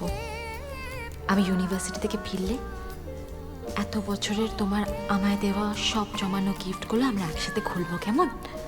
খুব আনন্দ হবে। লাভ ইউ মা। সামনে কথাগুলো বলতে একটু লজ্জা করছিল, তাই লিখে জানালাম।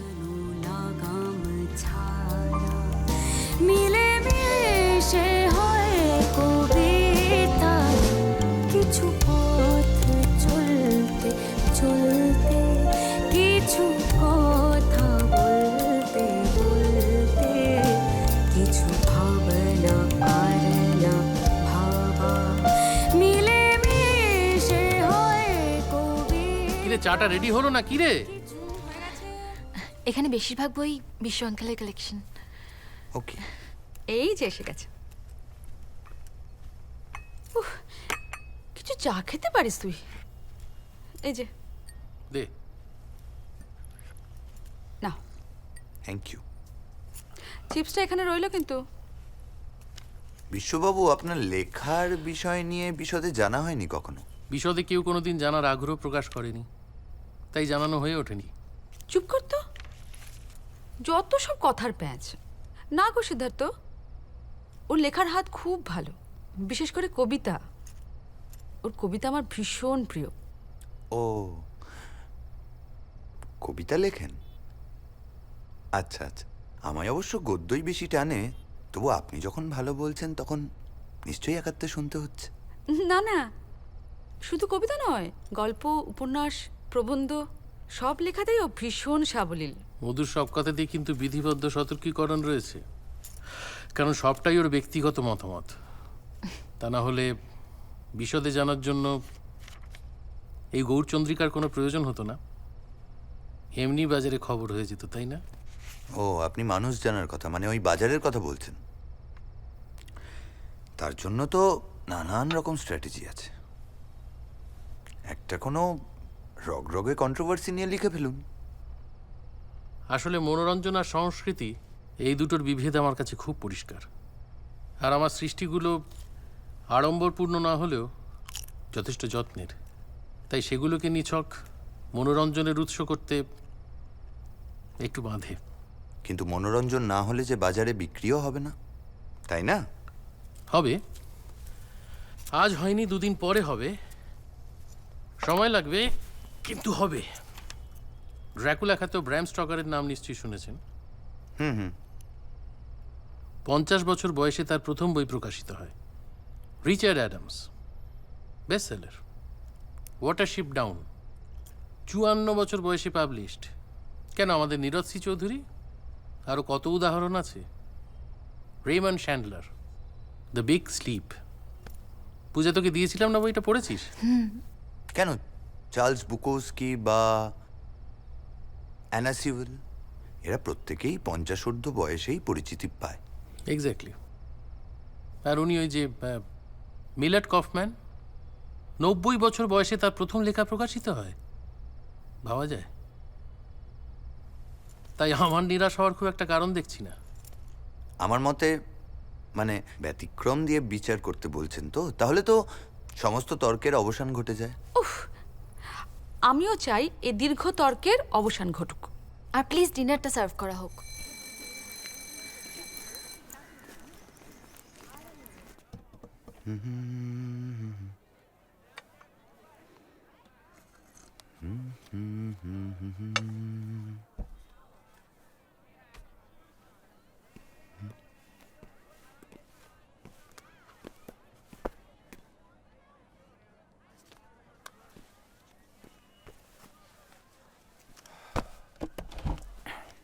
কি দেখছিস ওইটা?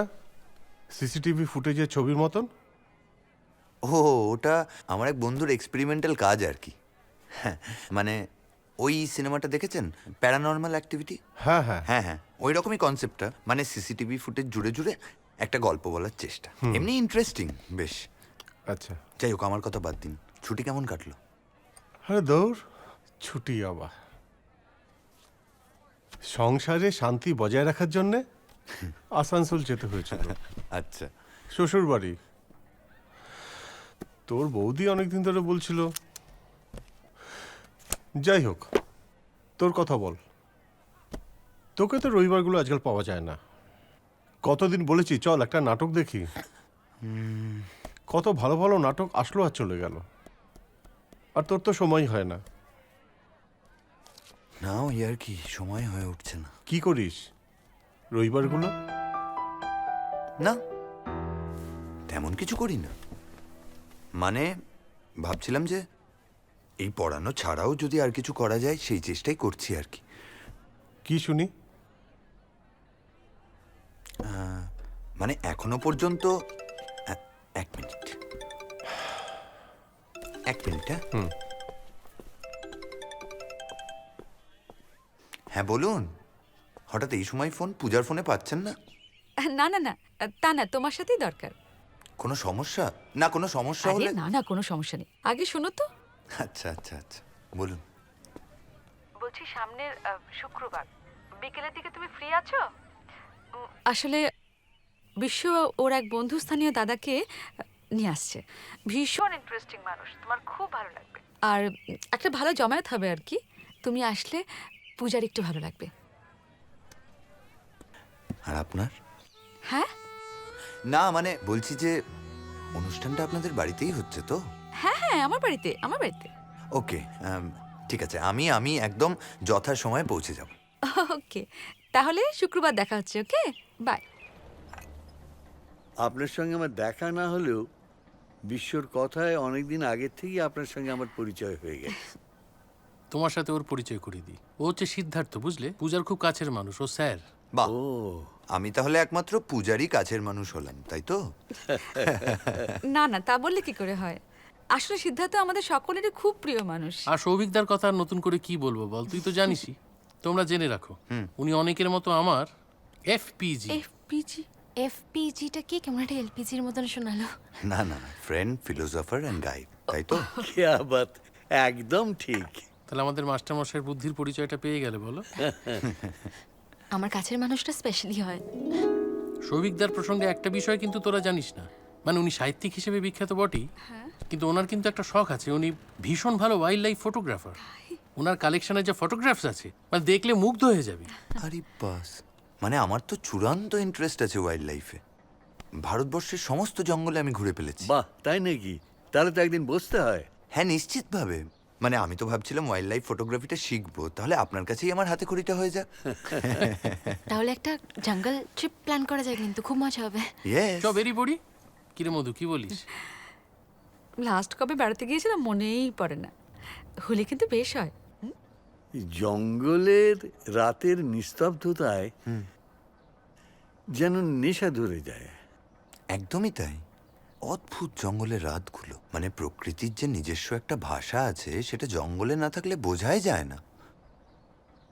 গহন গভীর অরণ্য পথ, নিথর নিঃশব্দ, পত্রে শাখায় নাই কোনো দোল, সকলে কেমন স্তব্ধ, অবশ দেহ বিবশ চরণ, থমকে দাঁড়ায় পথে, রহস্য কোন শিয়র পানে, বুঝি প্রতীক্ষা দে, মাটির অধর ছুঁয়ে যেন বটের ঝুরি কয়, নিরন্ধ্র এই নীরবতায় এখন কথা নয়, স্তব্ধতারই তীক্ষ্ণ স্বরে বিঁধছে দুই শ্রবণ, কান পেতে বন শুনছে এখন বিশ্বের স্পন্দন। আপনার লেখা নিশ্চয়ই, কি অসাধারণ লিখেছেন। সত্যি অনবদ্য। অনবদ্য হবে না, কারণ এন্টার দেখতে হবে না। এতে জঙ্গলে যাওয়ার আগেই আমাদের আড্ডা জমে উঠেছে। তোর মনে পড়ে মধু, আমাদের সেই কলেজ ট্রিপ ঝাড়গ্রাম গিয়েছিলাম? পূর্ণিমার রাত, ঝিঝি পোকার ডাক, শালবনির জঙ্গল, তার সাথে তোর এই গানটা, কি অসাধারণ গিয়েছিলি মধু। একবার শোনা না সবাইকে। এই না না, এ কি বেশ সুন্দর কথা বলছে, কেমন গল্প করছি। আর ওনার কবিতার পরে একদম আমাকে রিকোয়েস্ট করবি না গানের কথা, না। আরে আমাদের জঙ্গলে কবে যাওয়া হবে তার তো কোনো ঠিক নেই, এখন বরং একটু গানই শুনি, তাই না? হ্যাঁ হ্যাঁ, দুকলি অন্তত গান না, ভালোই তো। হ্যাঁ মা প্লিজ, সবাই বলছে দেখো। কর কর, সৌভিকদা বলছে কর।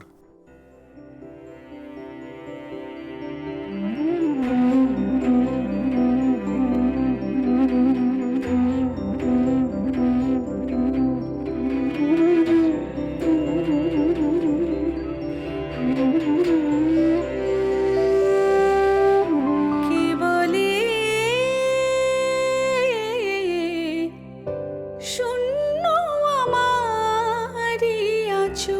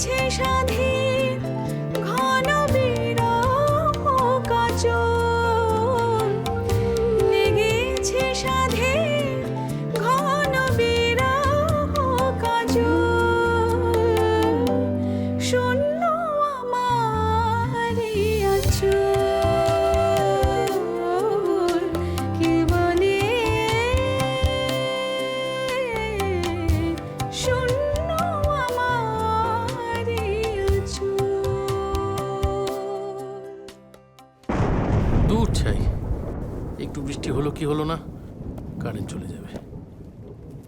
দেশলাইটা কোথায় রাখলাম?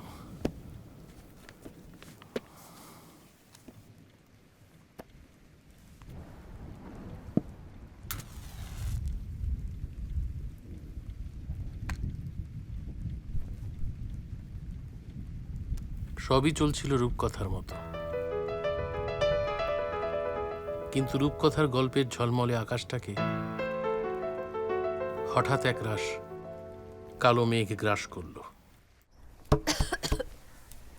বাবা বিশ্ব পারিসও তুই, সে কবেকার পুরনো একটা ক্যারাম তুই বের করেছিস। দেখ গুটিগুলো পর্যন্ত বোধহয় হারিয়ে গেছে। এই যে গুটি, পূজা এক্ষুনি নাকে চাপা দাও, নাকে চাপা দাও। ভীষণ ধুলো, যে এক্ষুনি বিশ্ব হাসতে জননী, শুরু করবে। বলছি বেশি লেকচার না ঝেড়ে একটা কাপড় আনো, এটাকে ঝাড়তে হবে, পরিষ্কার করতে হবে। যাও। দাঁড়া আসছি। হেল্প করব? হ্যাঁ, একটু ধরুন তো।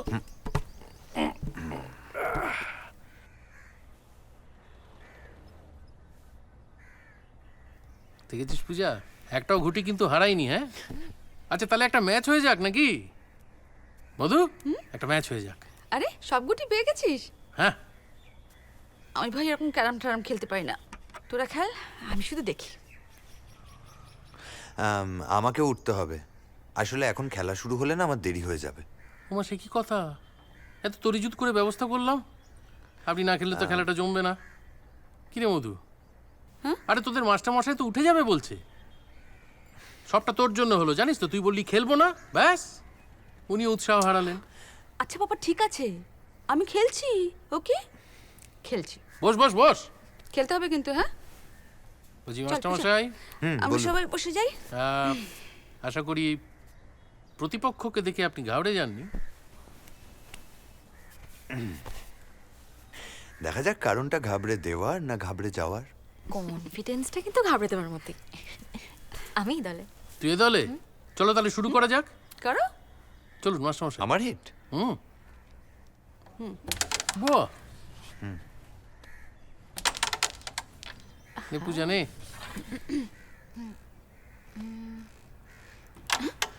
ঠিক আছে, পরের বার হবে, পরের বার। মধু দেখিয়ে দে, দেখিয়ে দে কি করতে পারিস তুই।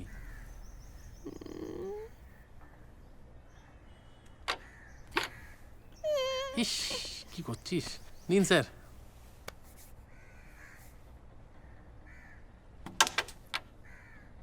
বাহ,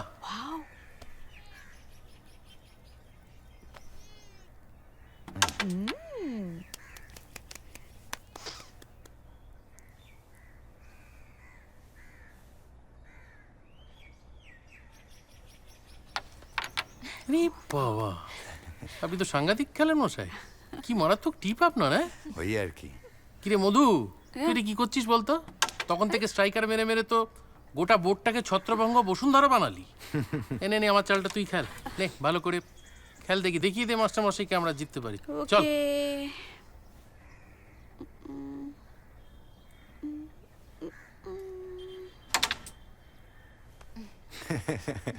উফ ভগবান, তোকে তো এই টিপের জন্য অর্জুন পুরস্কার দেওয়া উচিত। দূর, আমাদের হবে না। দে আমায় দে, দেখ এভাবে আচ্ছা, তুই খেলতে খেলে দেখা তো এই দেখ, দেখি। এই নীলি। অসাধারণ। অর্জুন পুরস্কারটা কিন্তু আমরা দুজনে ভাগ করে নেবো। হ্যাঁ, তোমাকে হাসতে হবে না, তুমি খেলো। এটা মারো।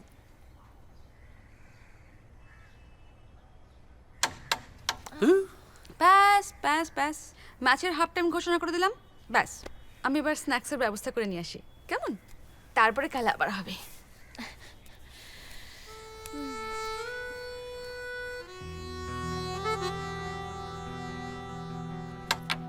আরে क्या बात, क्या बात। কি হলো?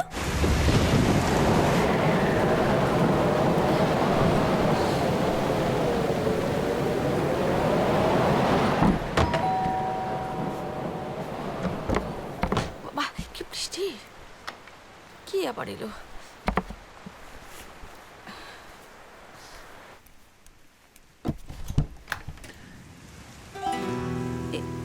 কি তুমি এখন? আর বলবেন না, এদিকে এসেছিলাম একটু কাজে, বৃষ্টিতে পুরো ভিজে গেছি। তো আপনাদের সঙ্গে তো সৌজন্যতার সম্পর্ক নয়, তাই চলে এলাম আর সে কি। তো ঠিকই। পূজা পড়তে গেছে? হ্যাঁ পূজা পড়তে গেছে, কিন্তু এখনই চলে আসবে। তুমি ভেতরে এসো, এসো এসো। ইস এ বাবা, তুমি তো একদম ভিজে গেছো। আচ্ছা আচ্ছা দাঁড়াও, আমি একটা কিছু ব্যবস্থা করছি, দাঁড়াও 1 সেকেন্ড। তুমি এসো এসো।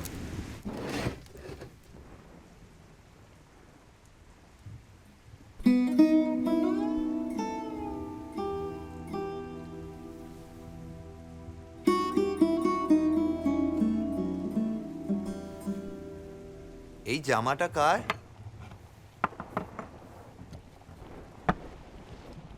পূজার বাবার।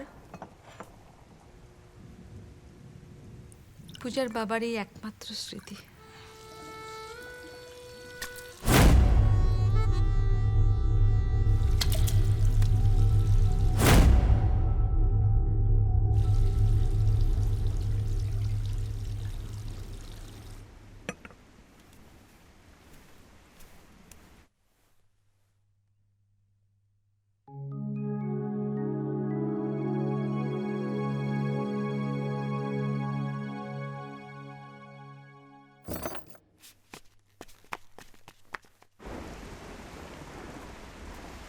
বাহ, বেশ মানিয়েছে তো, ভালো ফিট করে গেছে পাঞ্জাবিটা।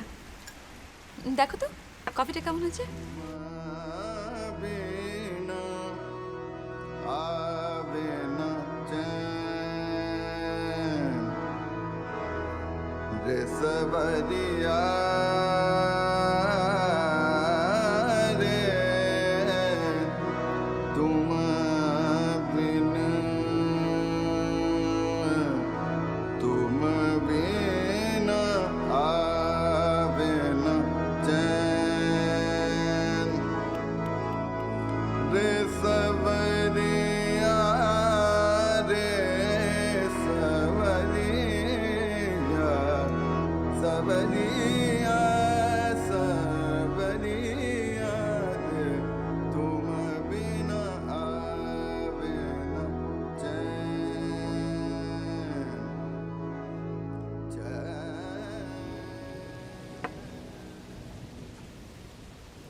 খাও, কফিটা নাও, ঠান্ডা হয়ে যাবে।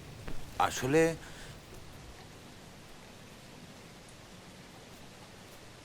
আমি তোমাকে ভালোবাসি। কি? হ্যাঁ, আমি তোমাকে ভালোবাসি, আর আজ থেকে না, অনেক বছর ধরে। কি বলছো সিদ্ধার্থ? আমার তো মাথায় কিছু ঢুকছে না। কিন্তু তুমি যে আমার মাথার মধ্যে ঢুকে আছো অনেক দিন ধরে। সেই সানশাইন অনাথ আশ্রমের ছোট্ট বাচ্চাটা আজও তার মধুমন্তী মিসকে খোঁজে। সানশাইন, সানশাইন অনাথ আশ্রম, সে তো অনেক বছর আগেকার কথা। তা তো 2 বছর কাজ করেছিলাম। হ্যাঁ, কিন্তু তুমি তোমাকে তো আমি 2 বছর ছিলে, তারপর থেকে আমার মাথার মধ্যে আছো। হ্যাঁ, এটা ঠিক যে ওই অনাথ আশ্রমে অনেক অনেক ছোট ছোট বাচ্চা আছে, তাদের মধ্যে আমার মুখটা না মনে থাকাই স্বাভাবিক। কিন্তু আমার জীবনে না এরকম স্বাভাবিক ঘটনা ঘটলো না, জানো। মানে সারা জীবনে দেখা এত মুখের মিছিলের মধ্যেও আমি তোমাকে ভুলে যাওয়ার বিলাসিতাটা দেখাতে পারলাম না। সত্যি বলছি। তুমি কি জানো পূজা তোমাকে কতটা ভালোবাসে? তুমি বুঝতে পারো না পূজা ভালোবাসাটা? সিদ্ধার্থ, আমার কথাটা শোনো। আমার প্রতি তোমার যে ফিলিংটা, সেটা সম্পূর্ণ একটা মোহ, আর বেশি আর কিচ্ছু না। আর এই সর্বনাশা মোহটাকে প্রশ্রয় দিয়ে তুমি পূজার নিখাত ভালোবাসাটাকে তুমি তাচ্ছিল্য করো না সিদ্ধার্থ, প্লিজ। তুমি জানো পূজার জীবনে ভালোবাসা, ভালো থাকা, ভালো লাগা সবকিছু তোমার অবস্থানকে ঘিরে গড়ে উঠেছে। তুমি জানো, তুমি বুঝতে পারো। শোনো, তুমি যেটাকে মোহ বলছো না, সেটা আমার জীবনের অবলম্বন। একটা অনাথ আশ্রমের বাচ্চা তোমাকে অবলম্বন করে বড় হয়েছে, শুধু এই অবলম্বনকে কেন্দ্র করে বড় হয়েছে, আজ একজন প্রফেসর হয়েছে। তুমি এটাকে মোহ বলছো? আমি এত সব বিচারে যেতে চাই না সিদ্ধার্থ। এই শোনো, কেউ ভালোবেসেছে তোমায় কখনো এতটা? কেউ কোনোদিন এতটা ভালোবেসেছে তোমায়? এতদিন চোখের আড়ালে ছিলে, জানি না মানুষটার সাথে কোনোদিন দেখা হবে কিনা, তাকে আমি ভালোবেসে গেছি। কেউ ভালোবেসেছে তোমায়? ভালোবাসা নিয়ে কথা বলছে তুমি, তুমি বুঝতে পারছো আমি কি বলছি? সিদ্ধার্থ, পূজা তোমাকে ভীষণ ভালোবাসে সিদ্ধার্থ। আচ্ছা, আর এতগুলো বছর পর আমি যে তোমায় পেয়ে ভালো আছি তার কোনো দাম নেই তোমার কাছে? আমি হাত জোর করছি সিদ্ধার্থ। না প্লিজ, এটা করো না। তুমি আমার জীবন থেকে মা ডাকটা ছিনিয়ে নিও না। কত এক যুগ ধরে এই মা ডাকটা শোনার জন্য আমি ছটফট করেছি সিদ্ধার্থ। আজ তুমি, আজ আমার কারণে তুমি তুমি পূজার ভালোবাসাটাকে প্রত্যাখ্যান করলে। আমার জীবন থেকে শেষবারের মতন মা ডাকটা মুছে যাবে সিদ্ধার্থ। তুমি আমার এই সর্বনাশটা করো না। তোমার দুটো পায়ে পড়ে না না না না না প্লিজ, এটা করো না। তুমি তুমি আমার পরিস্থিতিটাই বুঝতে পারছো না, আমি কি পরিস্থিতির মধ্যে আছি। মা,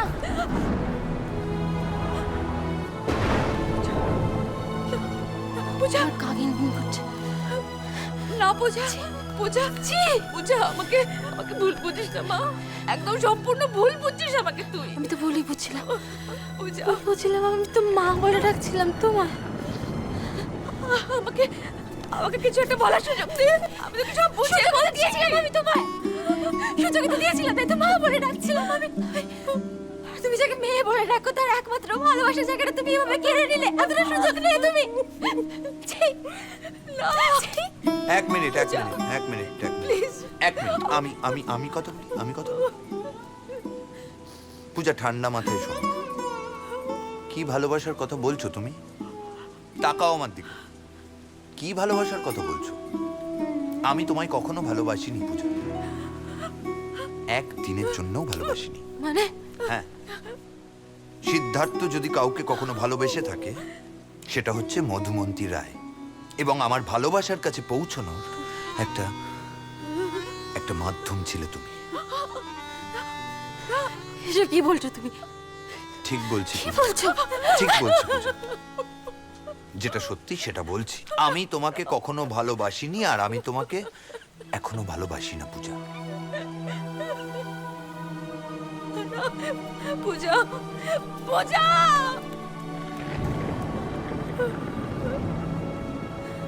এই শোনো,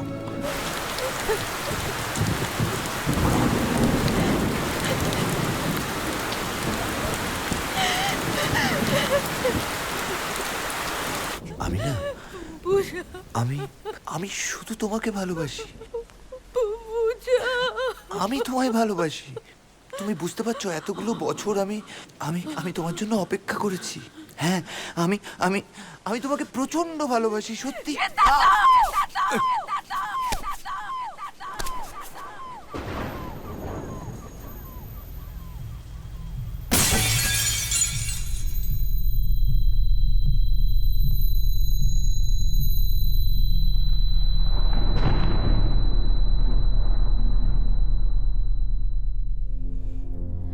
এত সকাল, এত সাথী, তবু আমি একলা মগন। তোমার স্মৃতি, তোমার পরশ, সেই সাধনায় গলছে লগন। খেয়ালি মন বেহাল, খেয়া ভিড়তে যে চায় তোমার পারে, আমার হতে বলছি তোমায় শুধু আমার চিরতরে।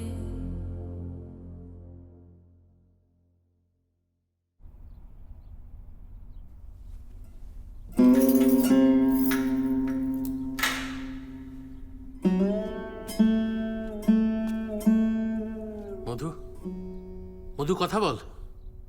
দেখ, তুই কথা না বললে আমি তো তোকে বাঁচাতে পারবো না। মধু এভাবে চুপ করে থাকলে, মধু প্লিজ বল, সেদিন কি ঘটেছিল বল মধু। দেখ, তুই যদি কিছু না বলিস আমি কিন্তু কিছু করতে পারবো না। মধু বল, পূজার সঙ্গে যোগাযোগ করতে পারছি না, একমাত্র তুই বলতে পারিস কি হয়েছিল সেদিন। মধু চুপ করে থাকিস না, কথা বল মধু। মধু,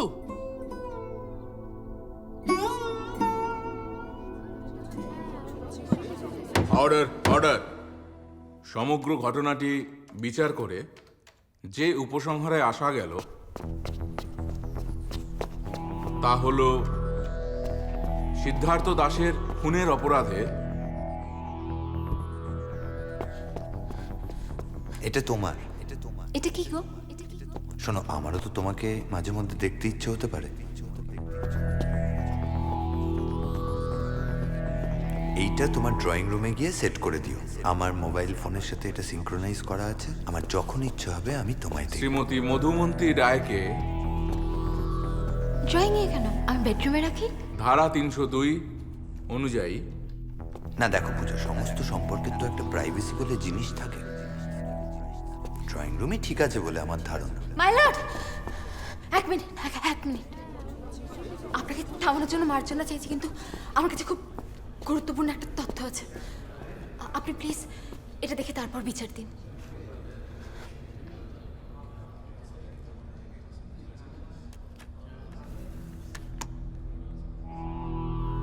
আর শোনো না, এই বিষয় নিয়ে তোমার মাকে কিছু জানাতে হবে না। এটা তো আমার আর তোমার ব্যাপার, আমাদের মধ্যেই থাক।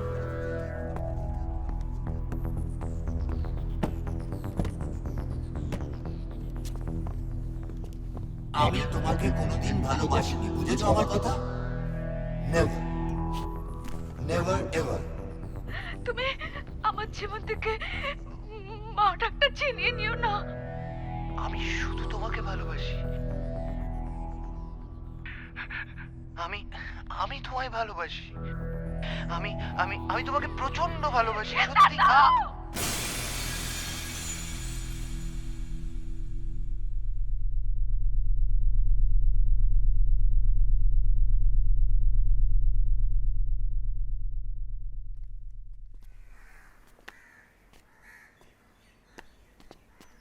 মধুর উপরে অসৎ উদ্দেশ্যে নজরদারি করার আয়োজনটাই আজ মধুকে বাঁচিয়ে দিল। তুই বড় ঠিক সময় এসেছিস পূজা। তুই আজকে ঠিক সময় না এলে মধুকে বাঁচানো যেত না। ছোটবেলা থেকে যাদেরই ভালোবেসেছি সেই সবকটা সম্পর্ক আমাকে ছেড়ে চলে গেছে। যে ভাগাভাগি গল্পের শেষ ভাগে এসে আমি তোমাকে খুঁজে পেয়েছি মা, আর হারিয়ে যেতে দেব না।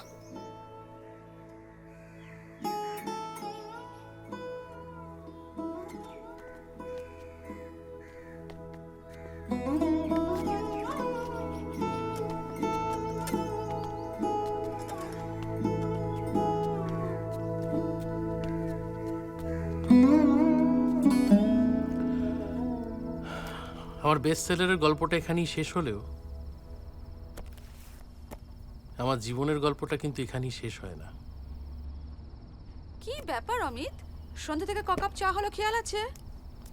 এটাই কিন্তু শেষ কাপ। অনেক রাত হলো অমিত, প্লিজ এবার খেতে আয়। পূজাও কখন থেকে বসে আছে। আসছি, এক্ষুনি আসছি। তাড়াতাড়ি কিন্তু।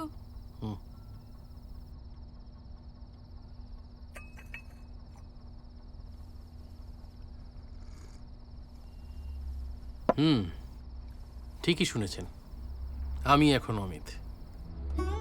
সেদিনে সেই অঘটনের পর থেকে মধু বেশ কয়েকদিন স্থবির ছিল। Post traumatic stress disorder doctor বলে। স্থবিরতা কাটলেও মধু এখন একটা অদ্ভুত মানসিক স্থিতির মধ্যে রয়েছে জানেন। ওর গত বেশ কয়েক বছরের তিক্ত স্মৃতি সব মন থেকে মুছে গেছে।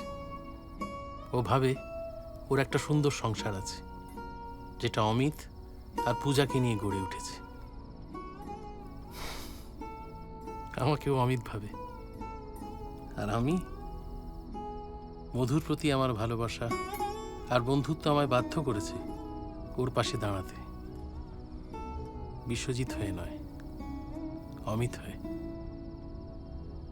মধু এখনো চিকিৎসাধীন। যতদিন না ও সম্পূর্ণ সুস্থ হয়ে উঠছে, আমি ওর এই সুখের সংসারে এইভাবেই থাকব, অমিত হয়ে, হাসি মুখে। জীবনের শেষ ভাগে কি হবে আমরা জানি না, তবে গল্পের ভাগ শেষে আমরা বেশ ভালো আছি।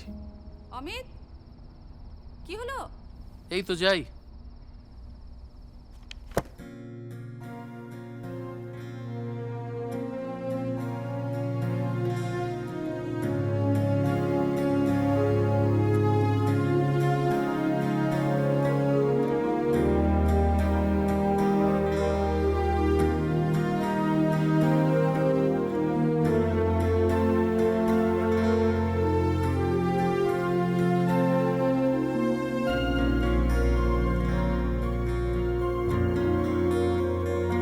আমি আমার হতে বলছি তোমায় শুধু আমার চিরতরে আমার হতে বলছি তোমায় শুধু আমার চিরতরে জানি না এই দামাল চাওয়া চাইছি যে কোন অধিকারে আমার হতে বলছি তোমায় শুধু আমার চির